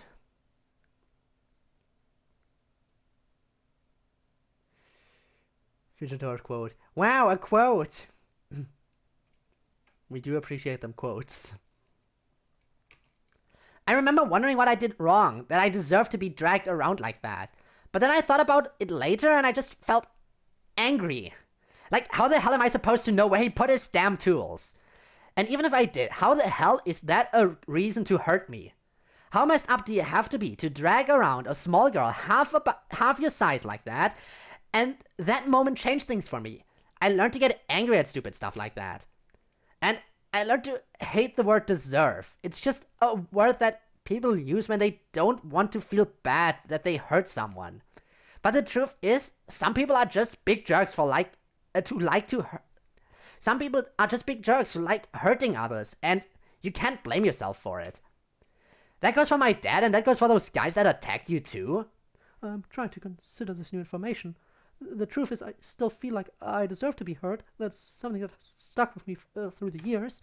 That incident was when it all started. I can trace my desire to punish myself back to that moment. I'm telling you that you didn't deserve it. Do you believe me? I do find it hard to believe. Yuri? You shouldn't let people push you around like that. I think it would do you some good if you learn how to get angry more often. Like you? Okay, well, maybe I'm a bad example for that. I know I do the anger thing too much. It's just that I know I've given you a hard time in the past, but you're a good person, okay? No, we don't need Tricky here. No, I rematched Tricky recently. We don't need a Tricky in chat. I know you're a good person, okay? And good people shouldn't get hurt like that. We're getting perilously close to talking about my desire to cut myself. I can't handle this conversation right now. I consider just lying and agreeing that I don't deserve to be hurt, but I don't think I can bring myself to say the words. Well, on that note, I think I should be going. I have some shopping to do. You're going now? But I was hoping. I mean, I was going to ask. Natsuki seems to be wrestling with herself about what to say. I'm gonna be making the cupcakes soon. Would you like to come? I honestly don't deal well with last-minute changes of plans. I really shouldn't. I have a lot to do this weekend. Right. I know it was a stupid idea. I don't know why I asked. Whatever, I'll see you at the festival. Yes, I'll see you then. She walks away.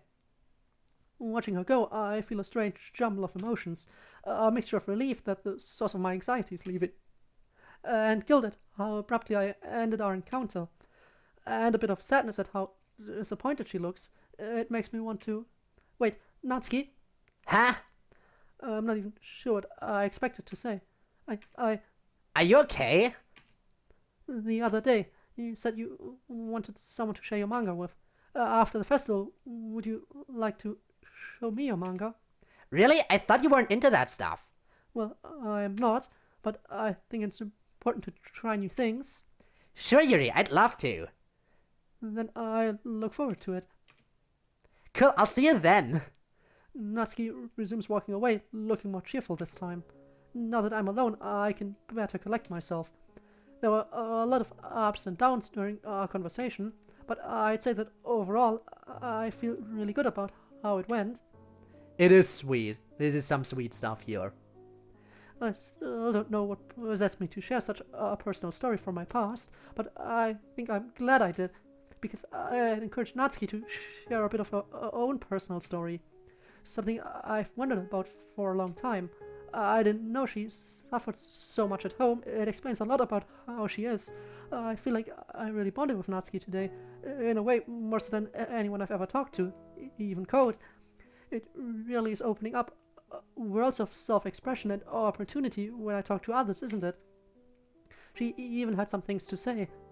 Not only the kindest things she's ever said, but the kindest that anyone's ever said to me. You're a good person and you don't deserve to be hurt. It's nice to know that she believes that about me. She probably wouldn't believe it if she knew what I do to myself. I suddenly realized that when she was talking to me, I forgot to respond to her story. I wish I hadn't been so preoccupied. I wish I'd had enough presence of mind to say something nice to her in return. The fact that I didn't reassure her the same way she tried to reassure me is a bit upsetting. I'm tempted to pull out my book and read for a while to help calm myself. But I don't think that would be appropriate, not the least because I just told Natsuki that I'm shopping now. I try to focus on thinking about Code instead as I get to the art supply store. I'm able to find everything I need easily enough, and I find myself lingering in a section devoted to aromatherapy candles. There's a big display identifying all the different scents, their effects, and what they're used for.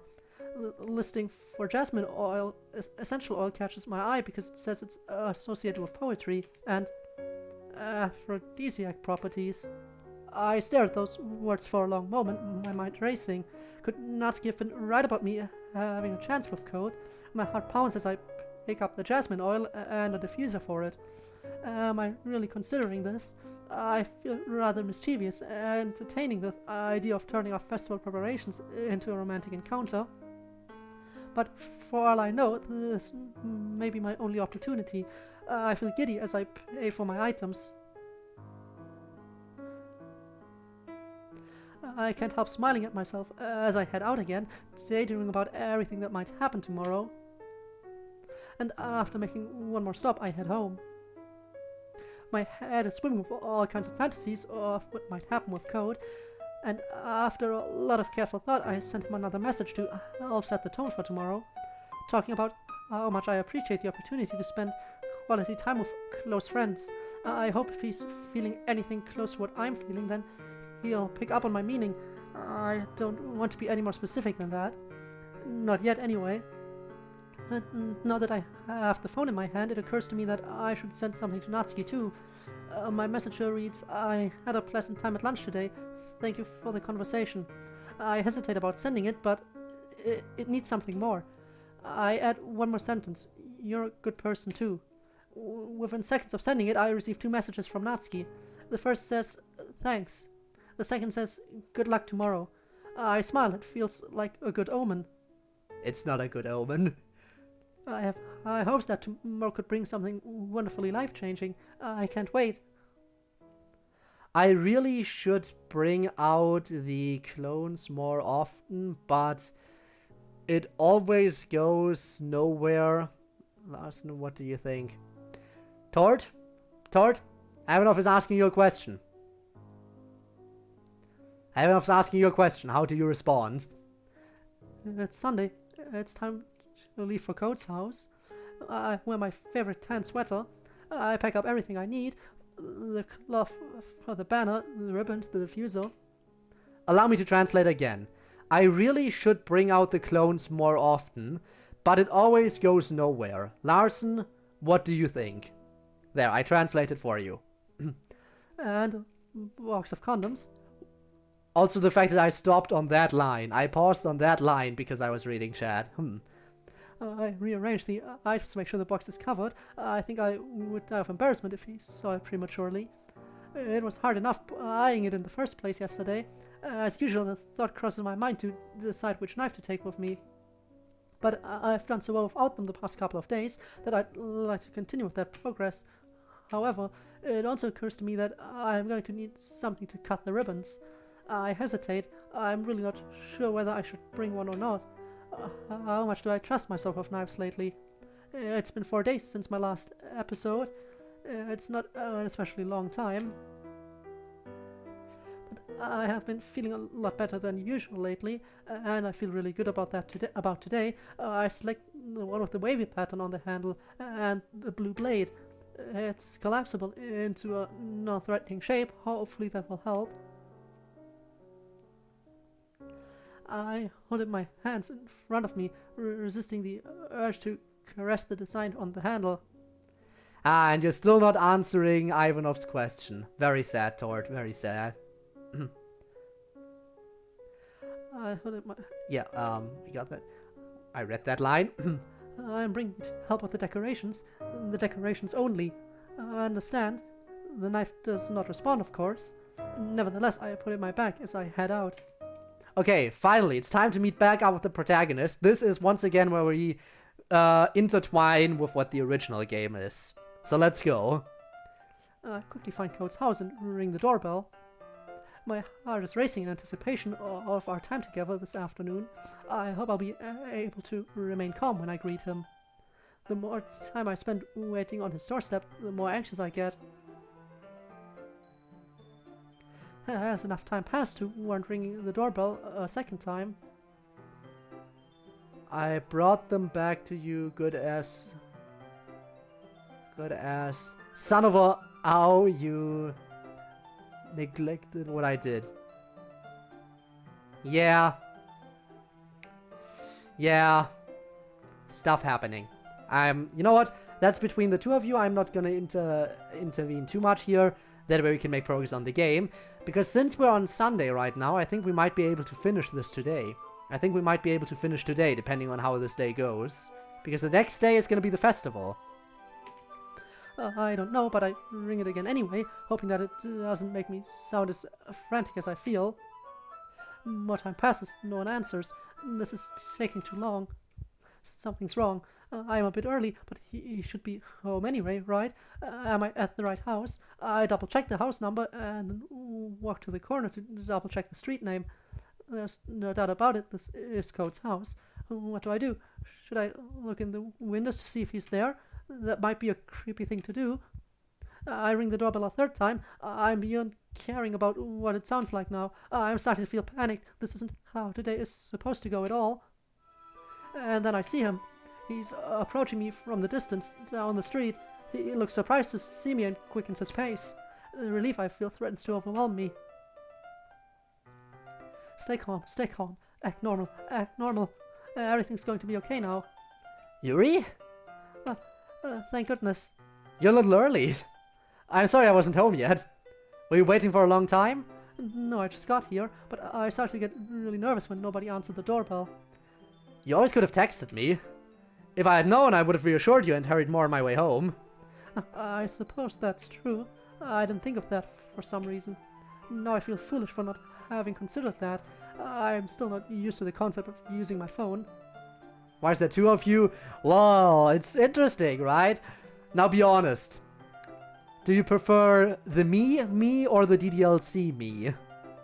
Which code is the better code? Anyway, let's go inside. I see you brought a lot of stuff with you. That's right. I try to focus on the mundane to hide how unsettled I feel. And did you manage to find everything I asked you to buy as well? The meme. The meme. The meme. Yeah. Yeah, pretty much. At least I hope I got everything right. I'm sure it will be fine. I wonder what he was doing that kept him away from home. But I can't seem to find my voice to ask him. I'm still trying to calm myself back down. I let him lead me into his room. The fact that he took me to his bedroom makes me wonder all over again about his feelings and intentions. Could he be thinking of encouraging intimacy between us two? It makes it harder to calm myself. I've never even been in someone else's room before. I can't help looking around curiously. I said he has an appreciable collection of books on his bookcase. I'd love to peruse them at some point. It's so clean. I guess I won't have a chance to help him with that after all. Maybe I can at least still cook something later. I cleaned it before you came over, so... That's very considerate of you to do. No. I would be really embarrassed for my room to be a mess while you were here. Well, I do enjoy cleaning. I would have gladly helped you clean. That would be even more embarrassing. Wait, don't look in there! He suddenly grabbed my wrist. There we go. I like the green pepper. Do not encourage the talk of peppers. A bit of interaction, anything. A bit of interaction, anything. I didn't even take them. Just used the Eddsworld cast. God damn it. You know what? Again, yeah, it's weird.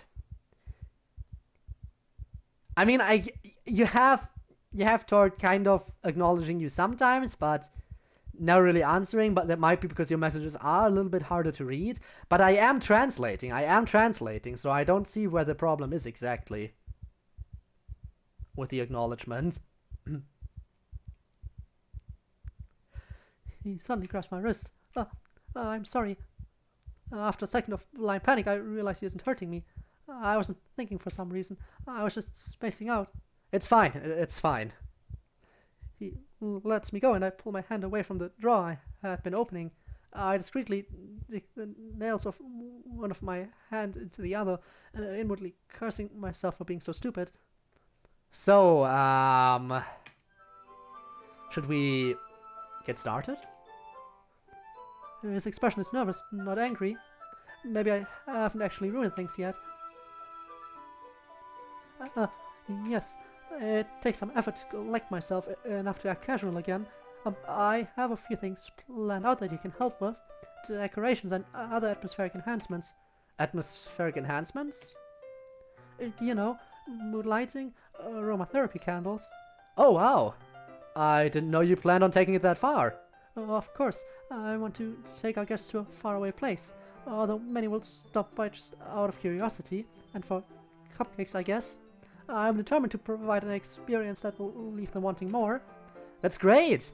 It's easy to forget that you're a pretty intense person. Intense? I guess that's the best way to put it. Is that a bad thing? No, not at all. It's something that I like about you, actually. Hearing that helps me breathe more easily. I wasn't aware until this moment how much tightness I was feeling in my chest. Is that so? That makes me feel relieved. And kind of happy. Yeah, no need to be so anxious. You can relax a little. Relax. I think now's a good time to begin carrying out my plan. I brought some things for relaxation. I was going to use them during the poetry event.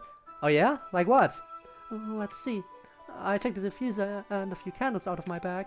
I did some shopping on the way here, so I happen to have these in my bag. I avoid eye contact. He doesn't need to know I'm lying. I plan to cover the windows with black paper and use the candles to light the room. I'll translate again. What was that? I'll translate. That's what I did to the sacrificed. That's what I did to the sacrificed. I think that would be amazing, don't you? Yeah, that would be really neat. What's that one thing, though? Oh, this is a diffuser for essential oils. How familiar are you with aromatherapy? Not familiar at all. Is that so? Good, I can pretend to be an expert. It's one of my favorite contributors to a positive atmosphere.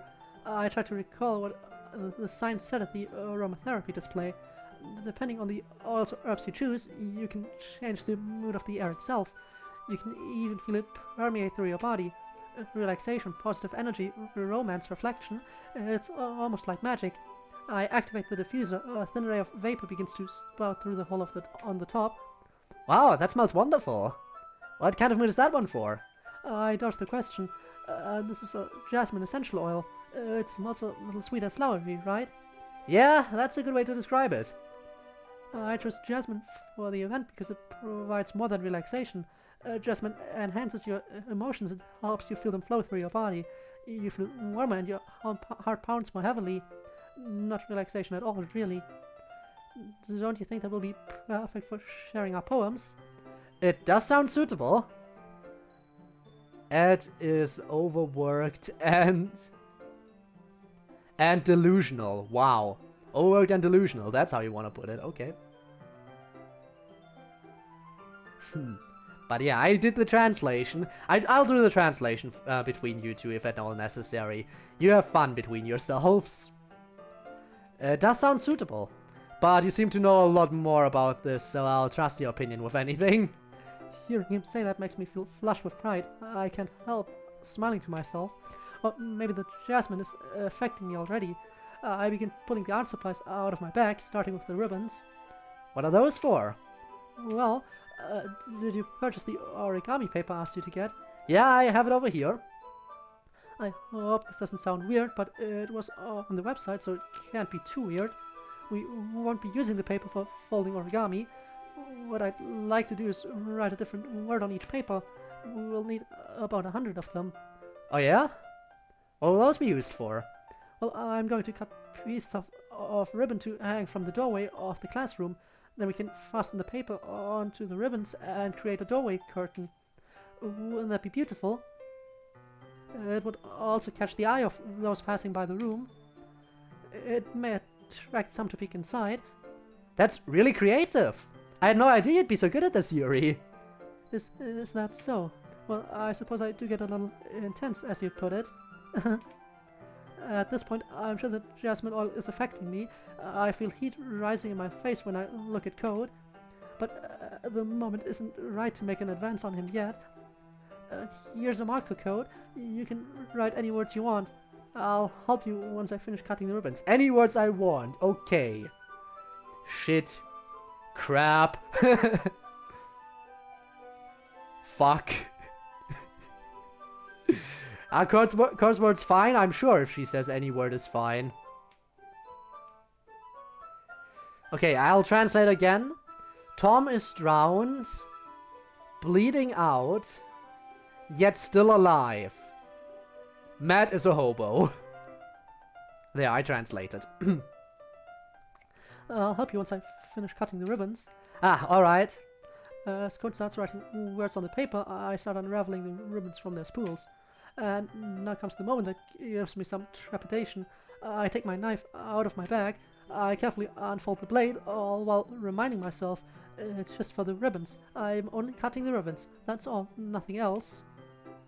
Huh? That's no ordinary pocket knife. Looks really fancy. Well, I feel nervous all over again. I'd forgotten to consider how this would look. I look away, feeling scared about how he might react. My breathing starts to become irregular again. I reflexively grip the handle of the knife. I don't want to be made feel this way while I'm holding it. What is it? You're going to think it's weird. Yuri, whatever it is, I have no reason to judge. To each their own, you know? if you promise you won't be weirded out. Yeah, I promise. Alright, it's okay, it's okay. Just think of it as another opportunity to share something about myself. The thing is, I'm kind of into knives. Alright, I'll translate again. You were sacrificed to Tord. It's too many sacrifices, really, huh? The thing is, I'm kind of into knives. They're just so pretty. I can't help it. I don't know what it is. A combination of craftsmanship and feeling of danger, maybe. I should have said something safer, more normal sounding. I could have just said they remind me of my fantasy novels. What am I saying? Please don't think I'm weird for this. My breath catches in my throat. You're laughing at me. No, I'm not laughing at you. It's just funny how nervous you get about sharing. It's an interesting thing to be into, I guess. But I think it kind of suits you. Suits me? Yeah, it's kind of intense. Besides, it's a really cool looking knife, I can't deny that. It is, isn't it? I can't help taking a second to admire it. I feel like I can relax again. In fact, maybe it's the effect of the jasmine, but I have the intoxicating feeling that I can share something truly intimate with him. Would you like to hold it? Sure, I'll check it out. I carefully turn the knife so that the handle is pointing toward him, and the cutting side of the blade is turned away from my hand. He takes the knife clumsily, allowing the blade to brush against my hand as he does so. I consider myself fortunate that I didn't bring one of my double-edged blades today.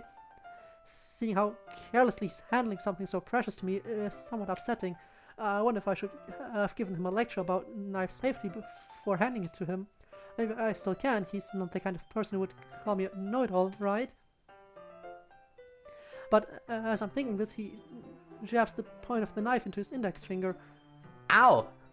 Code, why did you do that? For a wild instant, I wonder if Code has a self-harm habit too. I didn't expect it to be that sharp. I barely touched it at all. It's my fault. I should have warned you. This knife is extremely sharp. It can cut through skin like it's paper. Why did I say that? That'll raise questions. Oh no, he's bleeding. Without any conscious decision to, I find myself taking his hand in mine to get a closer look. Being in contact with his hand gives me a tingly, dizzy feeling all over. The air feels heavy, my head is swimming.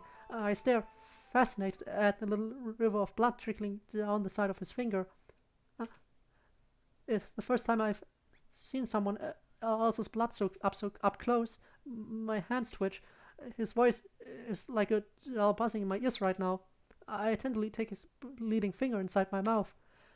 The whole world falls away to be replaced by a rapturous feeling that overloads all my senses. At long last, I experience the most intimate of contact with his beautiful, subtle hand.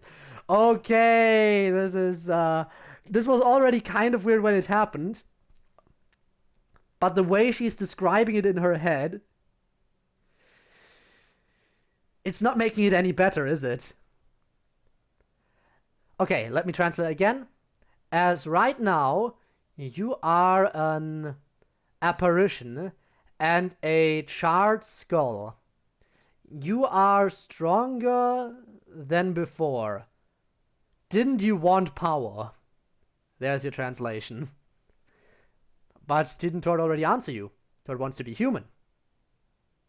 Wanting power and wanting to be human doesn't always work together perfectly, especially considering what you just described. I barely suppress the urge to moan with pleasure as I run my tongue along the side of his finger. Oh my god, this is getting even weirder. And suddenly it's gone. It's all gone. The shocked look on Code's face makes me realize the full horror of what I just did. Oh, please forgive me. I wasn't thinking. That was wrong. That was wrong. Wrong. What do I even say after doing such a thing? Yuri? That's the most embarrassing thing I've ever done. How could I do something like that? I'm sorry. What was I even thinking? Normal people will put a cut finger. Normal people will put a cut finger in their mouth, but not someone else's cut finger. That was not a normal display of intimacy.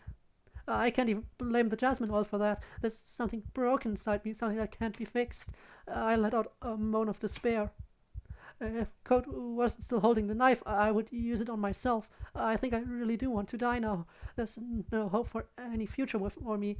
He'll tell everyone what I did, what a freak I am. I will lose the last place that I feel safe, and no one will ever want anything to do with me again. My life as I know it is over.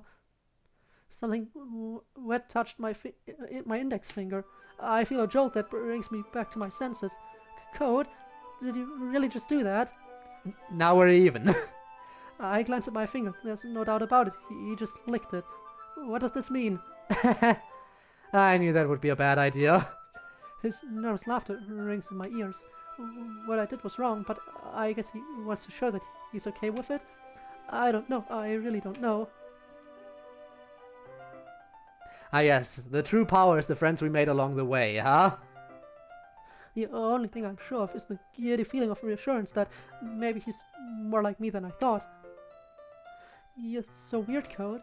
I can't help giggling about it. Huh? I'm about to offer him a bandage from my back, but I stop myself, remembering that it might lead to more tricky questions. Where do you keep your bandages? I don't think I need one actually. It was a tiny cut. Look, it already stopped bleeding. I see. His blood must clot quickly. I feel a bit envious of that. That's relieving. I can't shake the feeling that this has all been rather unhygienic, but I can't bring myself to voice any concern of that. Code picks up the marker again and resumes writing on the papers. I guess he'd rather ignore what just happened, so I follow his lead. I take my knife bag and resume cutting the ribbons. Just the ribbons, just the ribbons, just the ribbons. Periodically, I glance at my finger again.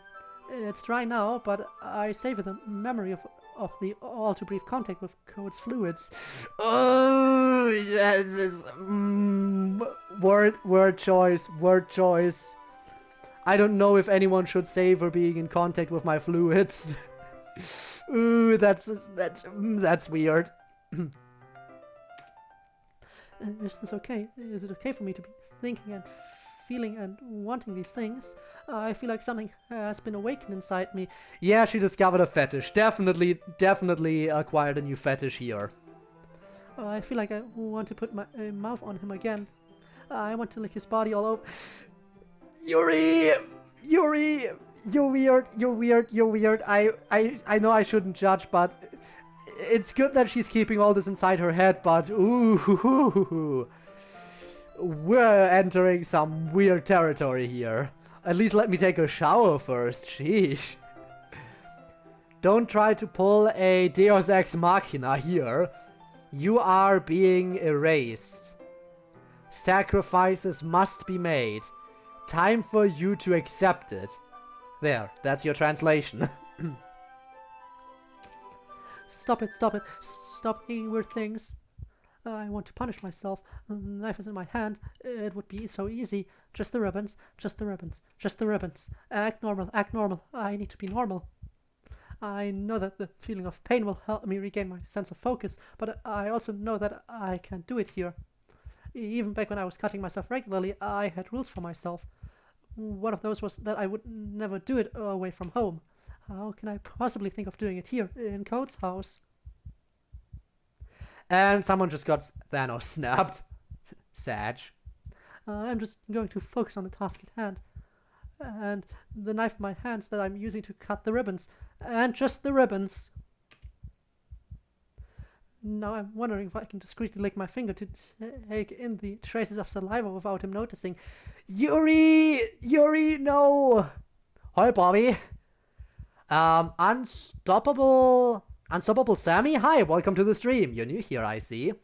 Welcome to my channel. We're playing we're playing Doki Doki Storm right now. I hope you're interested in DDLC mods, because I sure am. We have played a bunch of DDLC mods on the channel so far, and this definitely will not be the last DDLC mod I'm playing. But I do play other games too, other than DDLC. So I'm not an exclusively DDLC focused channel. Like, I do play games like FNF and currently Inscription too. That's fun. Never heard of that mod? Okay, let me quickly catch you up to speed. Also, thank you so much for the follow.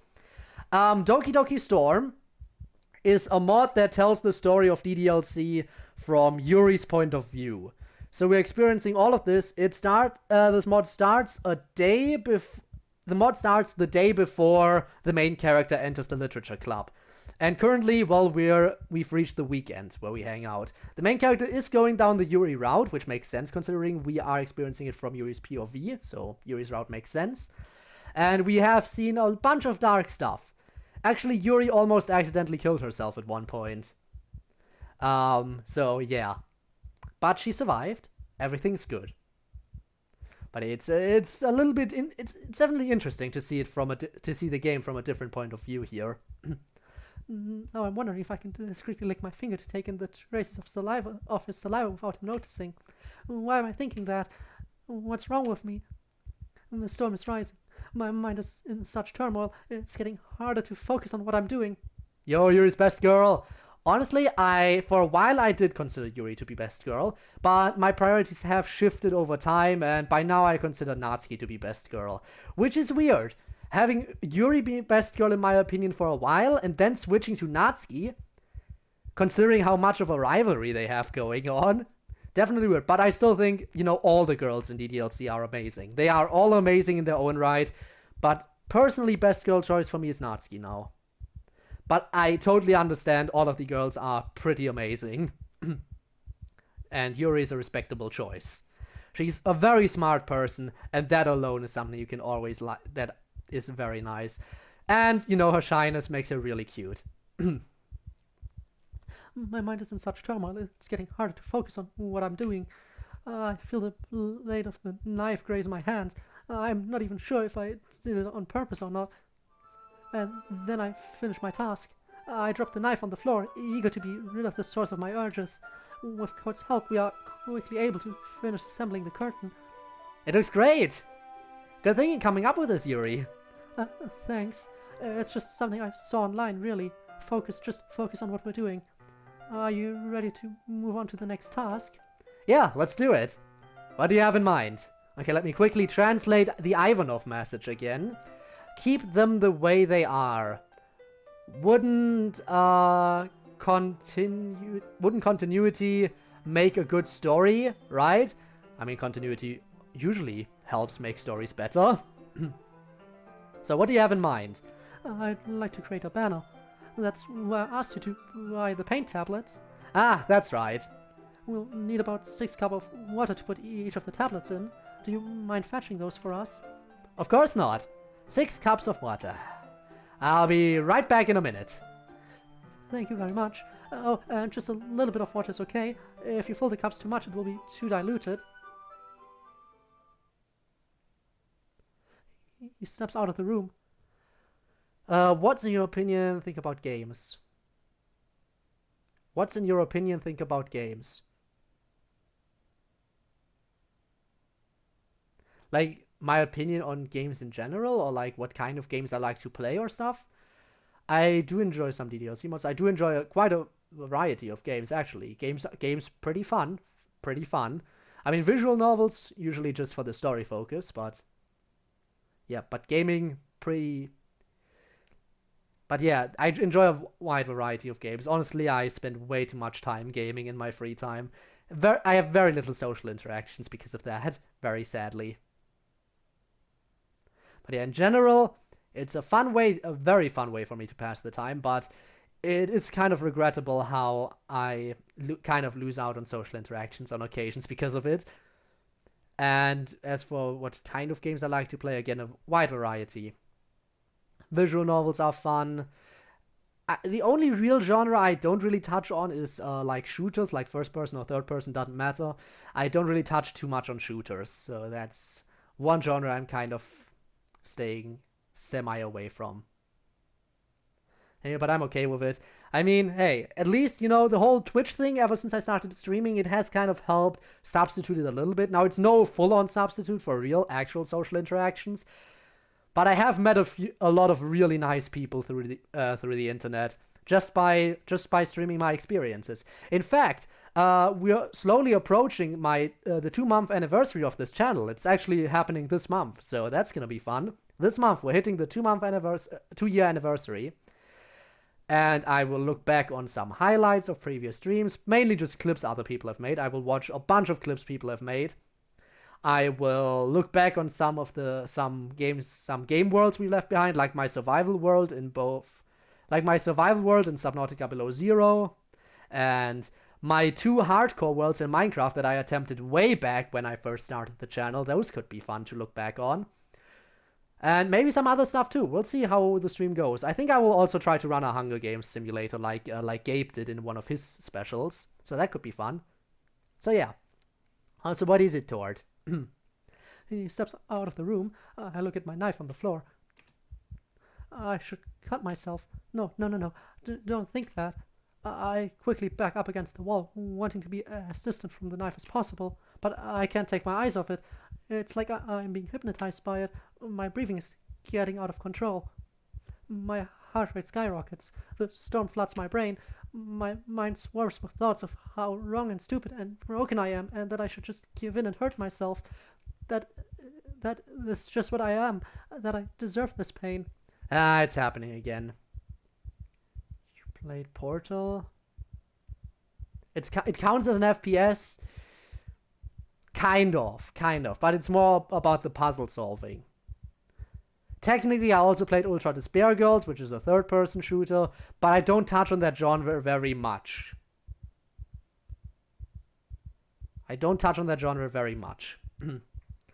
First Tord Crew appearance with the Tord Crew. Probably I'd have to find when that was. I'd have to find the stream that took place in. That this is just what I am, that I deserve this pain. Distantly, I hear the sound of water running in the other room. Code will only be occupied for about a minute. Oh my god, did it ever get this red? It might have gotten this red once before. I think it got this red once before. And that was, I think, when Yuri nearly killed herself. Right? I think that was the only time it got this red. Who knows? I have time to do it, but some last scrap of defiance within me tries to remind me of all the reasons not to do it. I think of Natsuki. I'm a good person, and I don't deserve to be hurt. Even as I repeat her words to myself, I feel my own lack of conviction. Almost as if the storm is talking to me, I hear a reply. What does she know? She wasn't even talking about cutting. I remind myself that it's against my rules. You made up those rules yourself. They don't hold any meaning. I remind myself that cutting myself will drive Code away. You don't know that. You said yourself that he's weird like you. And anyway, there's no way you'll end up with him if you're cowering in the corner of the room. If you do it high enough on your arm, he may not even notice. I hear the water stop running in the other room. Code will be back any second. Do it now. I dash to my knife and pick it up from the floor. I pull up my right sleeve as high as I can and slash my knife across my bicep. The door is opening. I drop the knife again as I hastily pull my sleeve down. Yuri? Code comes back in carrying 6 small cups of water on a plate. He looks perplexed, but not as alarmed as I would expect him to be if he saw what I just did. The pain of the cut is already bringing about a release of the tension I was feeling. Has Yuri started making cheese when the MC joined her before? Wait, what?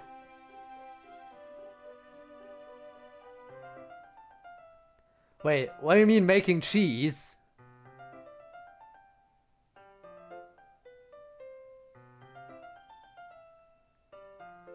What do you mean making cheese? Has Yuri started making cheese when the MC joined her before? Or you mean the self-harm tendencies, or you mean the rules? Well, in any case, she has had self-harm tendencies for a long time before this, and she did have rules for herself about how to go about it. So, yeah.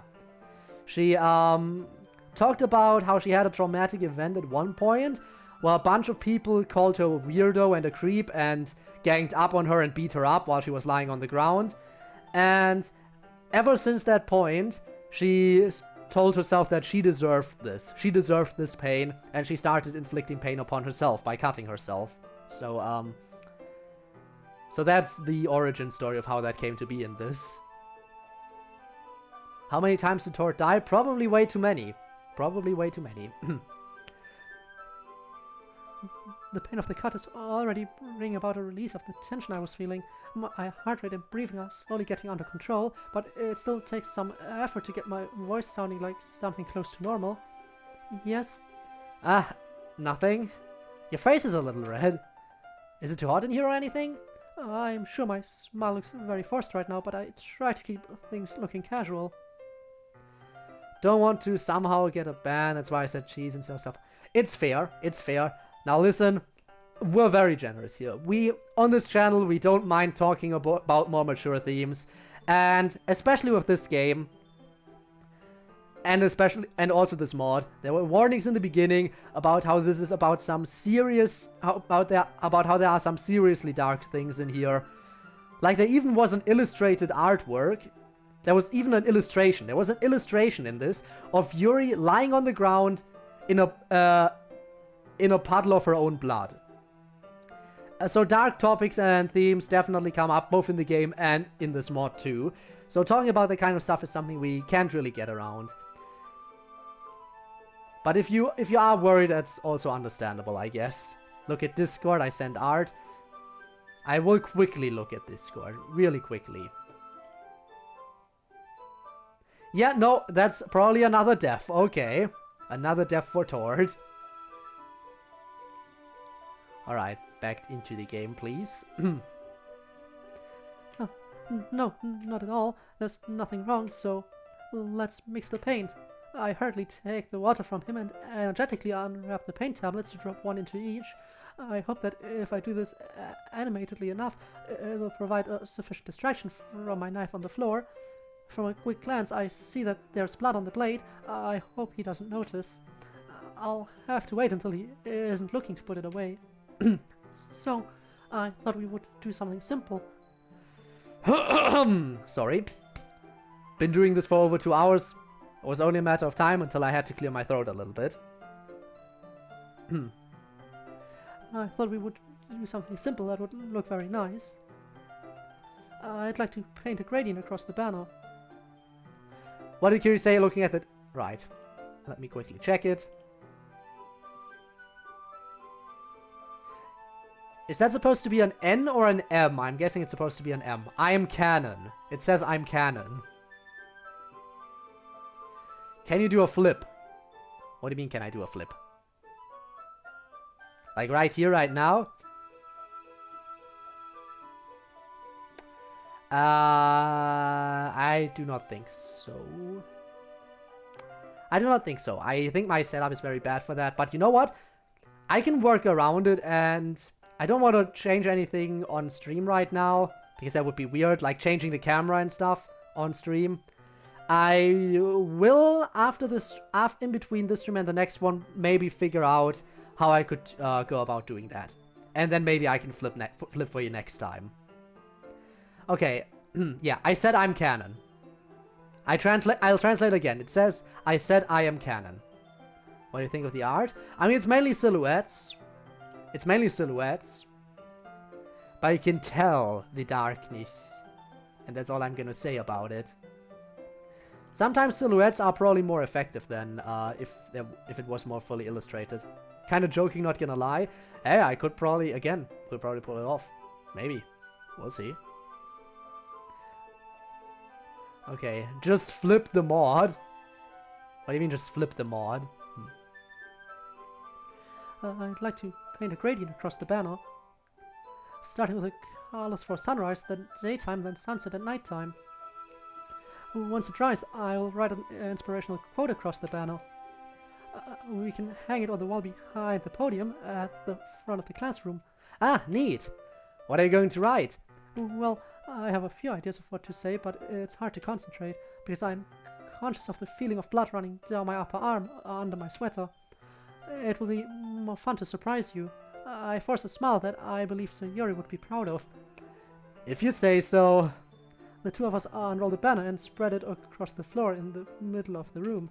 We kneel down on opposite sides of it, with the banner effectively acting as a barrier between us. I have mixed feelings about this. On the one hand, it will be harder on my plan of fostering intimacy between us, but on the other hand, today has gone so wrong that maybe it's just as well that we're being blocked from each other. Everything is in such shambles. I even broke one of my sacred rules I made for myself. As the two of us started painting, I feel preoccupied by the steady drip of blood down my arm. Why did I do it? Was it even worth it? In the moment, it felt like it was important to de-stress myself. But now I feel like I've just replaced the stress of my self-loathing with stress of the thought of him finding out about it. And now I'm going to have yet another scar that I'll have to spend the rest of my life hiding. What was I thinking? It was a spur-of-the-moment decision. I figured there was no time to line it up with the other cuts of my forearm, so I'd better do it high up. I have no idea how deep the cut is. I didn't have time to assess it, and I don't dare look at it now. I most likely won't be able to clean it until I get home. The blade wouldn't have been clean because it was in my bag, and then it was in him. I suddenly realized that his blood was on my knife. I may have gotten some of it directly into my bloodstream. Why does that thought arouse me? I'm finding it harder to control my breathing. How messed up am I that I would find such a thing sexy? Normal people get disgusted or afraid or angry when I talk about blood, or even basic anatomy. I've always been fascinated by human anatomy. How all our body parts and organs work together in harmony.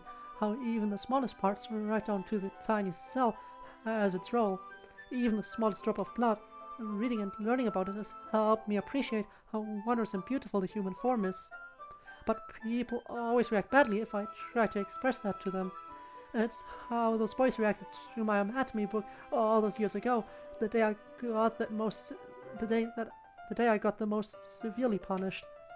I long to tell Code about how much I want to carefully explore every inch of his body in excruciating detail. That if the banner wasn't between us, I would probably throw myself at him right now. And he would probably hate that. He would hate me. I would scare him away. How can I think of such lustful thoughts around something that any normal person would find disturbing? It's a reminder that I deserve the pain I'm feeling.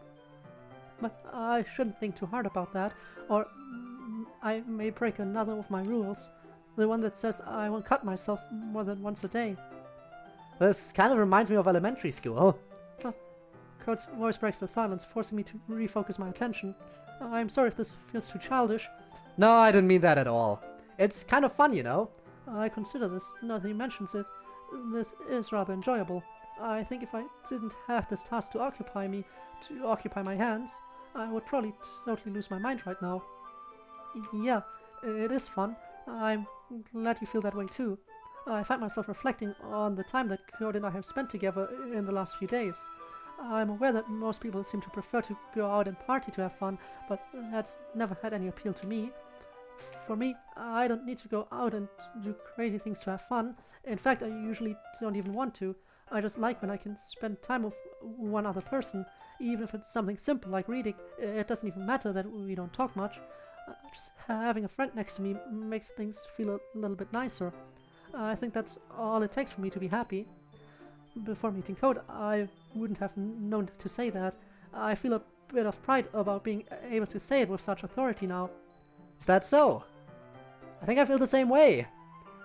I don't even have to force my smile this time. I knew you'd understand. Sorry. I didn't mean to cry out, but I was already feeling quite tense. I let go of the brush I was reaching out for, flexibly putting my hand to my head where it collided with his. Are you hurt? No, I'm not hurt. Not my head, anyway. It just startled me, that's all. Sorry, I should have asked you to get it for me. It's not your fault. Your face. Is there something on my face? Yeah, I accidentally got paint on you. Sorry, it's totally my fault. I'll get a towel right away. He rushes out of the room. I don't know how long I have. I quickly grab the knife from the floor, fold it up, and throw it in my bag. I feel bad about folding it up when it's covered in blood. It feels somehow disrespectful to get blood on the inside of it. But I'll worry about cleaning it properly later. I hear the sound of water running in the distance. I want to inspect my wound. I can feel the blood running down my arm, coming to a point at my elbow. But I'm afraid at the prospect of Code coming back while I'm looking at it. I have no idea how messy it is. Time passes, I still hear the water running. How long is he going to take? If I'd known I had this much time, I definitely would have looked. I'm inwardly cursing myself for not doing it when I had the chance. Now I hear the water turn off and his footstep coming back, so it really is too late. My breath catches in my throat when he kneels down in front of me at arm's length. Here. The towel is hot when he applies it to my face. I welcome the heat after being so cold for so long, and the contact of his hand arouses me all over again. Something wrong? I probably shouldn't moan like that. It's hot, I just didn't expect it. Sorry, I didn't want to use cold water. Yep.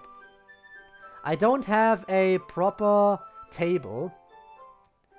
I finished cutting one frame for an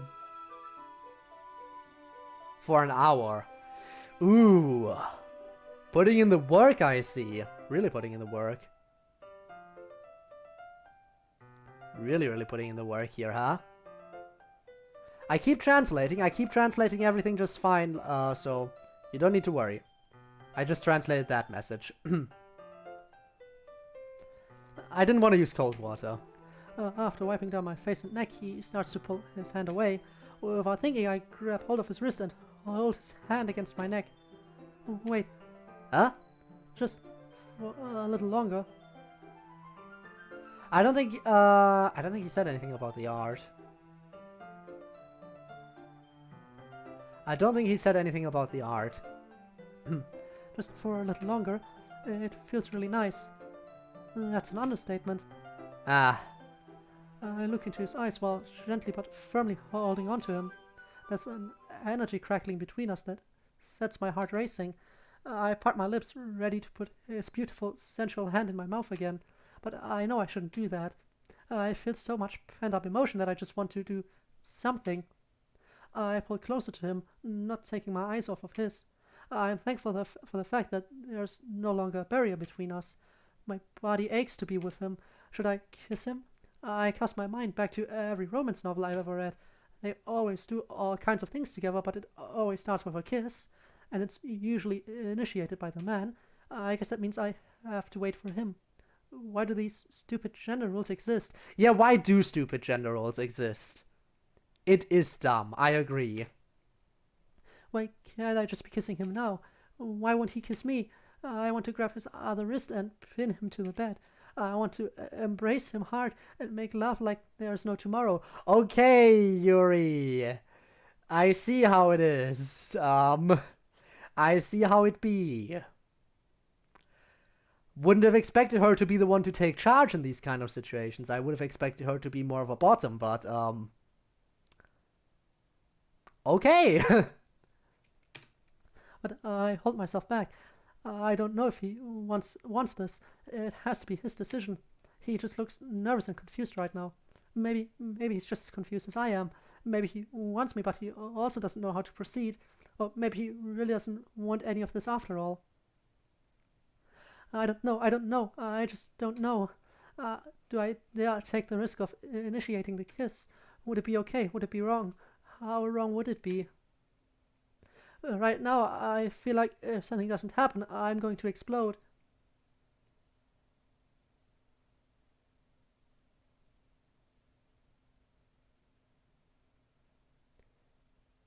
Cute? Why are you saying cute? I'll do it. I'm going to kiss him. My pounding heart overwhelms me. But just as I start to move in, I notice something. Something wet just touched my leg. Blood has soaked through the sleeve of my sweater. There's a visible red spot on my elbow, and it's dripping onto me. I pull away from him, trying to keep my elbow out of his view. Sorry, I've been feeling a little lightheaded today. I didn't mean to space out. It's fine. I really am feeling lightheaded. I start worrying again about how much blood I'm losing. I try to hide my expression by picking up my paintbrush while also discreetly trying to inspect my elbow. I have to hold myself awkwardly to do this while keeping it out of his view. Fortunately, the blood spot on my elbow is small, so it isn't hard to conceal it, but I'm sure it's just a matter of time before it grows to a noticeable size. Meanwhile, he just picks up his own paintbrush and resumes painting from his previous position. The art is cute. There you go. There's your translation.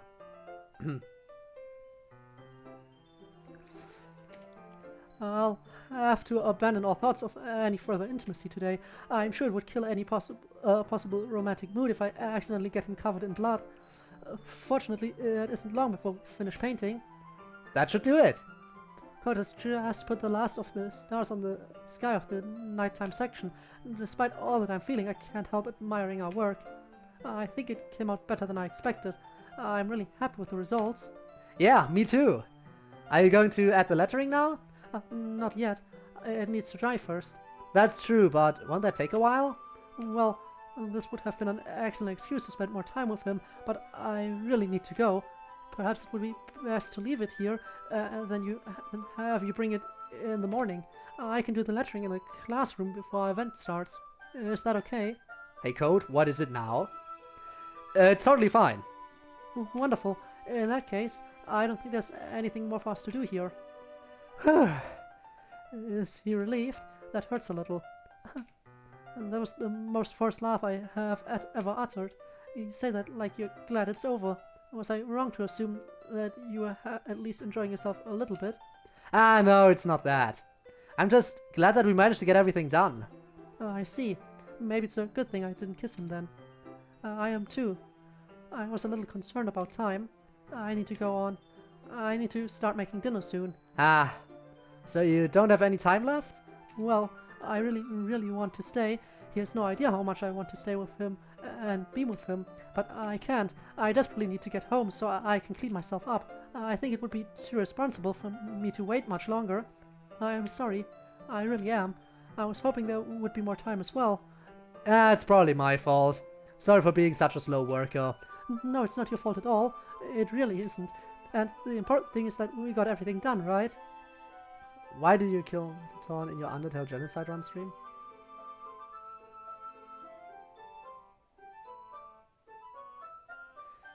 Did I ever do a genocide stream? I know I did a genocide run of Undertale, but I don't think I ever streamed a genocide run.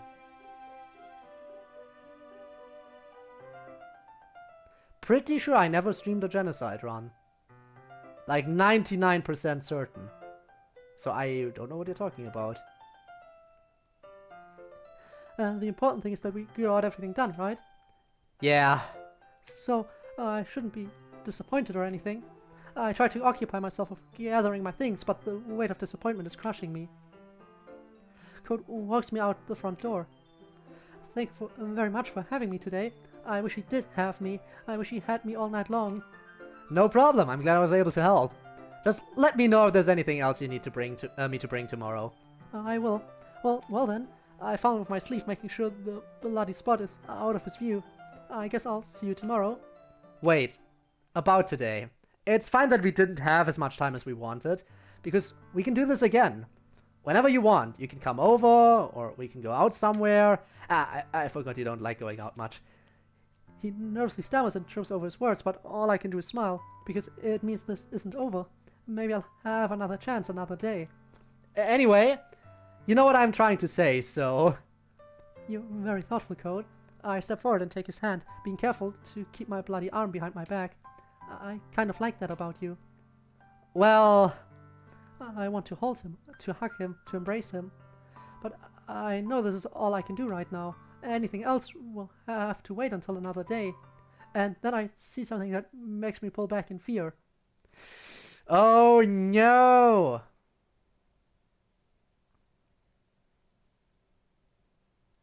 Okay, so about that. 1. That was a pacifist run. 2. Naturally I didn't kill Metaton. I won through the pacifist means of just getting the ratings up. So again, no death here. The no healing run I did was a neutral run evolving into a pacifist run, because in order to get pacifist, you have to finish a neutral run first. So yeah, I got the neutral ending and then the true pacifist ending without using healing items, but I never did genocide and Metaton never died, because again, I did the pacifist thing and raised the ratings, and eventually he ran out of power. And then I see something that makes me pull back in fear. Sayori? Huh? Hi, Code. Sayori? Just now, we weren't... It's okay, Code. I just stopped by to say hi. I have to go. I have to go. Well, it's nice to see you. I'm sorry, but I'm already on my way to leave. Really? That's too bad. I'm sorry. but we'll all be together at the festival tomorrow, so that's fine, right? Of course. She's smiling, but it's clearly the mask again. Yeah, so I'll see you tomorrow. I run. I just keep running away, cradling my elbow. I don't look back. The whole way home I feel nothing but anger. Anger at myself, anger at my self-harm habit, anger at the world. Why did I do it? Why did I do it? Why did I do it? If I hadn't given in to my urges, I could probably be making sweet, tender love to Code right now. Yuri! Yuri! Cute Sayori, cute bean. Yeah, Sayori needs some hugs because while we are running away, you already know what's happening between the main character and Sayori. You know she's about to receive the ultimate friend zone. You know that's happening while we're running away right now. And there's nothing we can do to stop it. Instead of feeling this burning sexual frustration that makes me want to break things. The first thing I do when I get home is pull my knife out of my bag and hurl it across the room. It makes a loud bang against the wall and falls to the floor. This is all your fault. I'm shaking with fury. I look over at the rest of my collection in the rack, hanging on my wall. I rush over to it and aggressively wrench it down. The nails that were supporting it go flying. I throw the whole thing on the floor with a crash. Damn! Not what I expect to happen right now, but she's seriously getting into this. Leads horse with a rope. You don't want to bring up a rope while you were talking about Sayori a little bit earlier. You're talking about Sayori and then immediately bringing up a rope? Bad timing, my friend. Bad timing. All my knives go clattering across the room. I don't even try to control my heavy breathing as I gaze down in rage at them. It takes a few minutes of standing there staring at them for me to calm down enough to sit down on my bed. It's taken me years to build up my collection. Some were ordered online, some I picked up from a trade show. I worked hard to acquire my knives. I spent a lot of money on them. In some cases I had to do scary things to get them. And they've held a pride of place on my wall for a long time. But now I find I can only look at them with disgust. I know they're not the cause of my addiction to self-harm. That comes from within me. But at the same time, I bend down and pick up the display rack. I then go around and pick up all the knives one by one and pile them on the rack. Every single one of them. Tears are already forming in my eyes as I do this. I carry them outside. I feel tears streaming down my face as I approach the garbage can. Yuri, you should at least sell them. As you said, they are worth quite a bit. You invested quite a bit of money into your collection. At least sell them. I'm sorry. You're all very beautiful, and I'm going to miss you, but I can't do this anymore. I dumped them all in the garbage. I'm really going to miss you. I'm struggling to maintain some semblance of control of my emotions as I turn my back on them. I enter my room. My eyes are drawn to the empty space where my knives used to be. Something about the sight makes me feel like something is breaking inside of me. I collapse on my bed, sobbing. I feel like I've just lost a fundamental part of myself. I don't know how I will ever fill the empty hole left behind. I have no idea how long I spent lying there crying, but I eventually become aware of the blood soaking through the sleeve of my sweater. It's staining my bedsheet red. Again. And it reminds me of why I'm doing this. I'm doing the right thing. I'm doing the right thing. I'm doing the right thing. I don't know if it makes me feel any better. In any case, I should go clean myself up. I really, really hope this is the last time I have to do this. I remove my sweater and get a better look at my injury. That's yet another sweater I've ruined. I don't know if I'll be able to save this one. My whole upper arm and elbow are covered in blood. Probably the one you're hiding that we cannot see. I can't see the cut. I mean, I can see her cuts on her, forearms, but she said she cut her bicep. And I don't see that. I don't see a cut on her bicep. Again, limitations, because you'd have to have an entirely new sprite sheet for her, just, for that one specific moment here. So I get the limitation a little bit. Still, you're breaking my immersion! I wash it away to get a better look.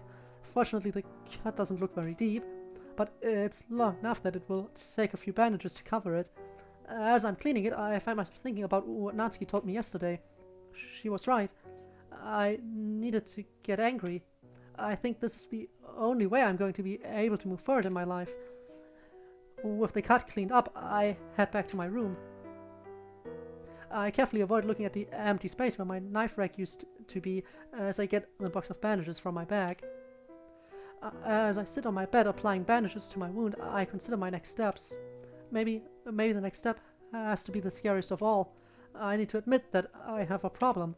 That much is obvious, but I need to admit it to Code. And I think it will be easier now that I can claim that it's a thing of the past. My knives are all gone, there's nothing else keeping me and Code apart. Or so I hope. He's been so good to me, he's been so accepting of all my faults so far. It gives me hope that maybe I can share this deeply personal aspect of myself without scaring him away permanently. So many ways this can go. So can we... I'll translate. So can we archive the stream? I'm proud of this RP story. You know, all my streams are getting archived, right? All my streams are getting archived. They stay on Twitch for a long time, get deleted after about 2 months, and by the time they get deleted, they are up on YouTube. So all my streams are permanently archived in a way. To be honest, it's kind of the reason why I want to help Yuri. Again, all the girls in this club need help. All the girls in the club need help. We have Sayori with her depression and leading her to suicide. We have Yuri with her self-harm tendencies and kind of obsessive nature. We have Natsuki with her anger issues and her extremely violent father. And Monica, who is, well, dealing with the fact that she's the only self-aware person in the club. And having to come to realize that everything around her is basically fake. None of these girls are without their issues. All of them need help in a way. But yeah, Yuri too, you're absolutely right. There are so many ways this can go. I imagine that in a best case scenario, he will understand me and love me and accept me and we can be together forever. And I can be happy for the rest of my life. But in a worst case scenario, he will be disgusted and hate me and tell everyone that so that everyone else hates me too. You're helping Yuri? Are you a therapist? Because I think she needs a therapist. And I will be miserable for whatever amount of life I would have after that. This could either be the best or worst thing I do in my life. But then again, in all the best stories, some part of the hero has to die on the way to achieving their quest. That's what this is for me, the point of no return. No matter what happens, my old way of life dies and I move on to the next leg of my journey. With so much riding on this decision, it would probably be wise to take some time to think about it, but I've come so far just in the past week that I feel like I can't live like I was anymore. I've spent far too much of my life hiding myself, just living in my head. It's time to start living in the real world. Okay, let me translate again. Are streams downloadable? Yes. Technically, yeah, I can also download them. I can download them. Sometimes I do that if I have something I need to edit out or something, which rarely happens, but yeah. I can technically... Streams are downloadable. Now, they are downloadable for me. I'm not sure if they're downloadable for you. Actually, no, they are. There are programs online which you can use to, for example, download YouTube videos. So you could use something like that to download an archive directly from YouTube. And I think you can also download directly from Twitch using similar programs. So yeah. Kinda am, but I have no training of it, but still. Huh. Damn. Interesting. Still interesting. Has Yuri the spoon? Spoon? The spoon. For what? To experience all the wonderful, beautiful things it has to offer that everyone else takes for granted and that I have to shut myself off from. And I wanted to start now. I can't wait. I think tomorrow at the festival I'm going to tell them. The thought terrifies me, but at the same time it excites me. No matter how it goes, I think it will be a relief to finally share my secret. And now that I really think about it, even if Code takes it badly, I may still have other people to turn to. Natsuki, my newest friend, she said she understands the feeling of deserving pain. She would probably understand my habit. Or maybe Sayori, my depression buddy. Maybe it's my turn to tearfully confide in her. Yeah, your depression buddy sadly won't be around for you to talk to. In fact, you won't even get the chance to talk to anyone else because time will kind of revert. Maybe it's my time to tearfully confide in her. Even Monica could be someone I could turn to, although I'm less certain about how understanding she would be. Maybe things won't be so bad. There's nothing to do now, but wait and see.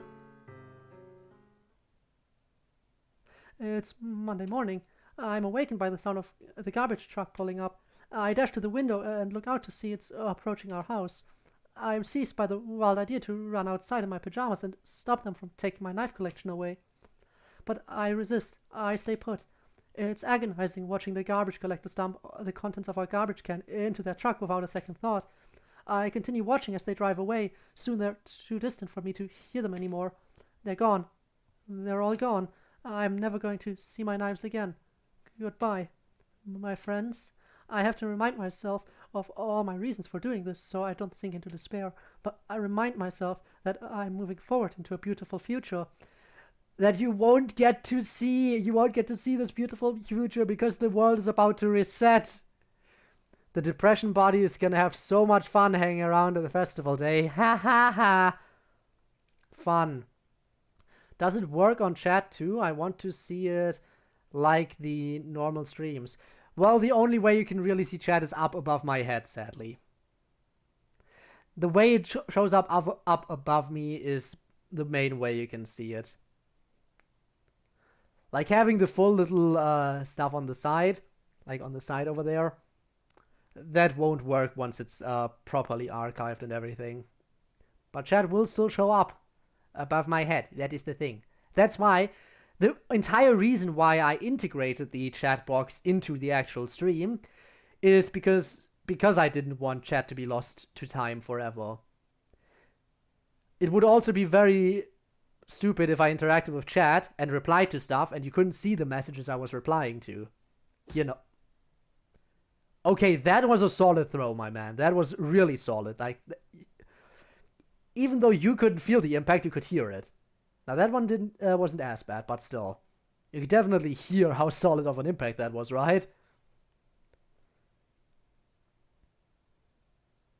Give your reality vibes? A solid bonk, yes. With code, I hope. The next thing I know, my phone is in my hand. There are so many thousands of things I want to say to him that I don't know where to begin. But all of the most important things I can think of are best left for saying in person. I want to look him in the eyes when I tell him my secret. I just sent him a generic message, reminding him not to forget anything we need for the festival. His reply is mundane, but it makes me feel a little more at ease, being part of such a normal exchange. I will meet him at the festival, and I will take him aside. You won't get the chance to, Yuri! You won't get the chance, I'm sorry! And whatever will happen, will happen. Oh, things will happen, alright.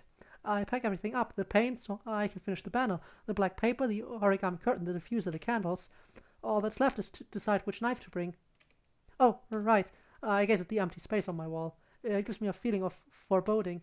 But I am very firmly on this path now. I won't let anything change it.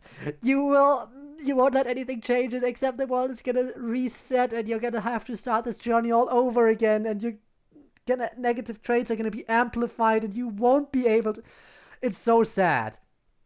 It's so sad knowing that Yuri was able to put all this behind her and is able to move on.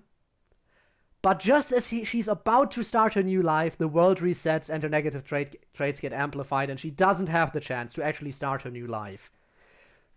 She goes through all the hardships of going towards that new life, only to then be denied the chance to actually start it. Come. Headpad Yuri on. Headpad Yuri once. There we go. Addiction cured. Leaves. Perfect. But I am firmly on this path now. I won't let anything change it. My knives and my cutting habit are a thing of the past. That's just the way it is now. As I make my way through the school, I become increasingly anxious with each step. I hesitate outside the club room. I feel like whatever happens in the next few minutes is going to determine how the rest of my life goes. I nervously open the door. Monica's the only one here. She's sitting on one of the desks with her head in her hands, looking despondent. Has she been crying? Where did I go wrong? Monica? She does. She doesn't respond. I stand on the threshold of the club room, uncertain what to do. I enter the room cautiously and quietly set my things down. Monica, are you okay? There's an awkward pause. I can't imagine what could have happened to put Monica in such a bad mood. I take a seat next to her while I try to think of what to do. As terrible as it sounds, this might be an excellent opportunity for me. Maybe this is the one time I can really reach out to her. To not only connect with her, but to comfort her, what is apparently a troubled time for her. This feels like an important moment. I summon up all my courage. It is an important moment, but in a different place. I see that you are upset. Do you want to talk about it? Yuri, I'm not in the mood, okay? She doesn't even look at me. The moment stretches on in silence. Just the two of us, alone in the room. Despair starts creeping in. I'm no good at this. Another person would probably know what to say. I'm probably screwing up my one and only chance to make friends with Monica. She's still sitting in the same position, still muttering to herself. I can't give up, but what's the next step? I have to come up with something. Well, I try to think of what to do. I look around the room. Each of the desks has a very professional-looking pamphlet on it, advertising the club. My attention is drawn to a very familiar banner in a crumpled heap on the floor. Is Code here? Monica looks irritated, very irritated. Code decided to go hang out with Yuri today. Hang out! There it is. This is strange. Why would you visit Yuri instead of helping set up the festival? But he's coming later, right? For the first time since I arrived, Monica looks directly at me. She looks exasperated. He's not coming, Yuri. She turns away from me again to resume muttering to herself. It takes a moment for her words to sink in. He's not coming. He wanted to be with Yuri so much that he isn't even going to fulfill his duties to the club. I look at the banner on the floor, the one we spent Sunday afternoon working on together. He just discarded it on the floor, like it was a piece of trash, and walked away. He didn't even want to stay long enough to say hi to me. It hurts more than I can bear. Ah, Yuri, if only you knew what was happening. Did you beat Documake? I did. I did beat Documake. Legitimately. It wasn't easy, but I managed to pull through. The two of us, we can make it if we try. Of course you would pull that reference. It hurts more than I can bear. What did I do wrong? But of course there are so many possible answers. It could have been my weird behavior, something I did or said. It could be that Sayori is just naturally more desirable than me. It could be that he finally realized how ugly I am. It could be that he was scared away by my fascination with knives. My knives. The storm is raging inside me. My knives. I don't even have them to comfort me anymore. Tears start pouring down my face. How did things fall apart so completely? Because of Monica? I thought he enjoyed our time on Sunday. I thought he would want to see me again. What a foolish thought. Nothing like that ever happens to me. It just felt so good. I wanted it to last forever. I even gave him my favorite book. I started sobbing into my desk. I gave up everything I value. Now I have nothing. And I might not even have him as a friend anymore. I want my knives. I start hitting my head against the desk. I'm so stupid. I'm so stupid. I hit my head harder. What are you so upset about? I'd forgotten that Monica's still here. I'm sorry. Yuri, honestly, you have nothing to be this upset about. He hates me. What was that? I try to control the shakiness of my breathing to get the words out. Code hates me. You've got to be kidding me. How could you think something so stupid? In the last week, he spent more time with you than anyone else. He likes Sayori more. Monica mutters something under her breath. The only words I catch are stupid teenage drama. I know I never deserved his attention. I know how unlikable I am. I don't know why he wanted to spend time with me. Monica rolls her eyes. I can think of 2 reasons. Yuri, did you consider that maybe he was drawn to you for your looks? But I'm so ugly. What? How can you think that? I I can't say it. Oh, come on. I really have to know. Why is she even asking me? Isn't it obvious? Just thinking about it starts a fresh wave of tears. Monica's tone changes. She speaks gently. Hey, hey. She turns to fully face me. She reaches out and puts her hand on my shoulder. Whatever it is, I won't judge you for it, I promise. She gives me a kindly smile. Something about her physical contact makes me feel encouraged. My breasts are too big. Wow, seriously? Who writes this shit? Excuse my language.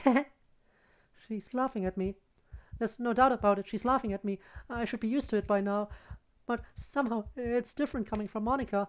The storm rises into a scream, all of my feelings rushing through my mind. It overwhelms my senses. I just feel numb.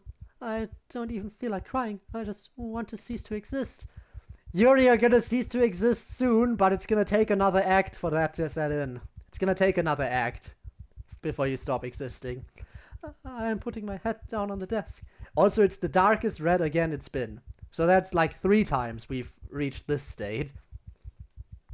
I'm grasping my head between my hands. I'm digging my nails into my scalp, just trying to silently will the world to go away, hoping that when I open my eyes the nightmare will be over. It will be. But of course it makes sense for them to make Yuri's character desirable, but believe she's undesirable. It's every adolescent fantasy. Probably even every adult fantasy too. I guess the protagonist is supposed to go up to her and be like, "Never fear, Yuri, for I am the man who likes big boobs." Never fear, for I am the man who likes big boobs. What a laugh. I almost feel sorry for them. What is Monica saying? She's talking about me as if I'm a character in a story? I cautiously look up at her. She has a faraway look in her eyes. It's probably written by some bearded middle-aged guy. That would explain a lot. I know that sometimes I get so lost in my books that I forget what's real and what isn't. Sometimes I even get caught up in my waking fantasies too. I've always assumed that that's just another sign of my weirdness. Now I'm wondering if other people do it too. I do it for some reason. The whole getting absorbed in your weirdness. Or the liking of big boobs. Either one could probably work. Well, perhaps Monica isn't as normal as I think she is. Monica, what are you talking about? Oh, just ignore me, Yuri. I have a habit of talking to myself when I'm alone. Did you just call me a character, like in a story? You know I'm real, right? Believe me, I'm very aware of what's real and what's not. Actually, I guess I should thank you. You've cheered me up immensely, and you've given me some ideas. I still can't imagine what this is about. Now if Yuri, I have a bandage. She doesn't need a bandage currently, but the entire world will soon need a bandage. Ideas? What kind of ideas? Monica seems to consider me for a moment. Something about the way she's looking at me is making me nervous. She gets out of her chair and kneels down in front of me so that we're at eye level with each other. Yuri, listen to me closely. She reaches up and brushes my hair aside so it doesn't cover my face. You're beautiful, okay? I shake my head. No, I'm not. I'm really not. Shh, listen. You're being way, way too hard on yourself. Okay, let me put it another way. Everyone is beautiful. You, Sayori, Natsuki, and I are all different. Yet we're all beautiful to somebody. No matter who you are or what you look like, there will always be some people out there who like you. She gently wipes the tears away from my face with her fingertips. Both is good. Both is good. Sad cinnamon roll. Yeah. And you can't forget that while all this is happening, the main character is running to Sayori's house to discover some shit going down. I still feel like there's a gaping hole inside of me, but a gentle contact does something to fill the void and bring a bit of myself back. And Code clearly likes you, and that means that you're doing nothing but hurting yourself by believing you're ugly. I don't know what to think about this. It's certainly a nice thought, but there's definitely something off about Monica's whole demeanor. Like, she isn't doing this just to be kind, but because she wants something from me. Besides, this may come as a shock to you, but big breasts are actually pretty popular. I mean, come on, look at mine. Do you think people dislike me for them? It's not just how I look. I'm different. I'm not normal. What's normal? Really, everyone is different. It is normal for people to be different. The world is full of different people. I shake my head again. Not like this. Not like me. What could be so bad about you that it would drive everyone away from you? I'm fidgeting with my sleeves. I think of all the scars on my arms. I don't think I can bring myself to answer her. Ah, she wants to know what's so bad about Yuri so she can amplify it. That is what this is going for, right? She's totally just asking all these questions to try to get answers out of Yuri to make those bad traits worse. That's totally what she's going for here, isn't it? Oh no. I'm not crying, you're crying. Mlem. I don't think I can bring myself to answer her. I feel like I want to run away to escape this uncomfortable topic. But I don't think I can bring myself to leave. She brushes my hair aside again. And the way she caresses my face soothes some small part of the ache permeating my body. It makes me want to confide in her, but I can't. I can't talk about it. Okay, fine, let me put it another way. It's pretty obvious that Code likes you. What would have to change for him to not like you? He doesn't like me. Wrong, try again. But he went to be with Sayori today. It's only natural for him to want to see her. Sayori was his friend. Was? What? They're not friends anymore? Sorry, slip of the tongue. I meant to say she is his friend. Anyway, if you really can't think of anything, then that's proof that you have nothing to worry about, right? I feel strangely compelled to want to justify my feelings. Well, I used to have a habit that he wouldn't approve of. By any chance, would this habit involve hurting yourself? I'm pretty sure my heart stops for a second. What? How did you know? Well, a moment ago you made a dent in that desk with your head. That was kind of a clue. Oh, I don't do that anymore. I'm putting a stop to that habit. Well, good for you. Please don't tell Code about it. Monica's smile gets wider. In Documic's second song, one of the tabs is the art made from... Oh, okay. Okay, I get it. Smile_Monica.png. We do not like. Monica's smile gets wider. I wouldn't dream of it. I really want to make a fresh start of things. Oh, a fresh start will happen, don't you worry. A fresh start sounds like a good idea. In fact, it sounds like a really, really good idea. So there you are. It's in the past. Nothing else to keep you from him. This feels strange. Why is Monica giving me all these undeserved compliments? No. What now? Honestly, I think my biggest problem is how obsessive I get. My obsession with knives fed my cutting habit. My obsession with code made me give up my favorite book on a whim. And it made me lose control when I was with him yesterday. Not to mention me leading me to all the pain I'm feeling right now. Fresh restart, yes. Starting life in the same world from zero. I get too obsessed. What do you mean? Yuri, you're giving her ideas of what to amplify. Don't do it. I get too fixated on certain things. Once I get an idea in my head, I don't want to let it go. It's the single biggest source of all my problems. Self-harming and obsessive. You know, I think I can work with that. Huh? Monica, what do you... It's happened. End of Act 1. I wonder if this mod is gonna get an Act 2. If it doesn't, there is an Act 2.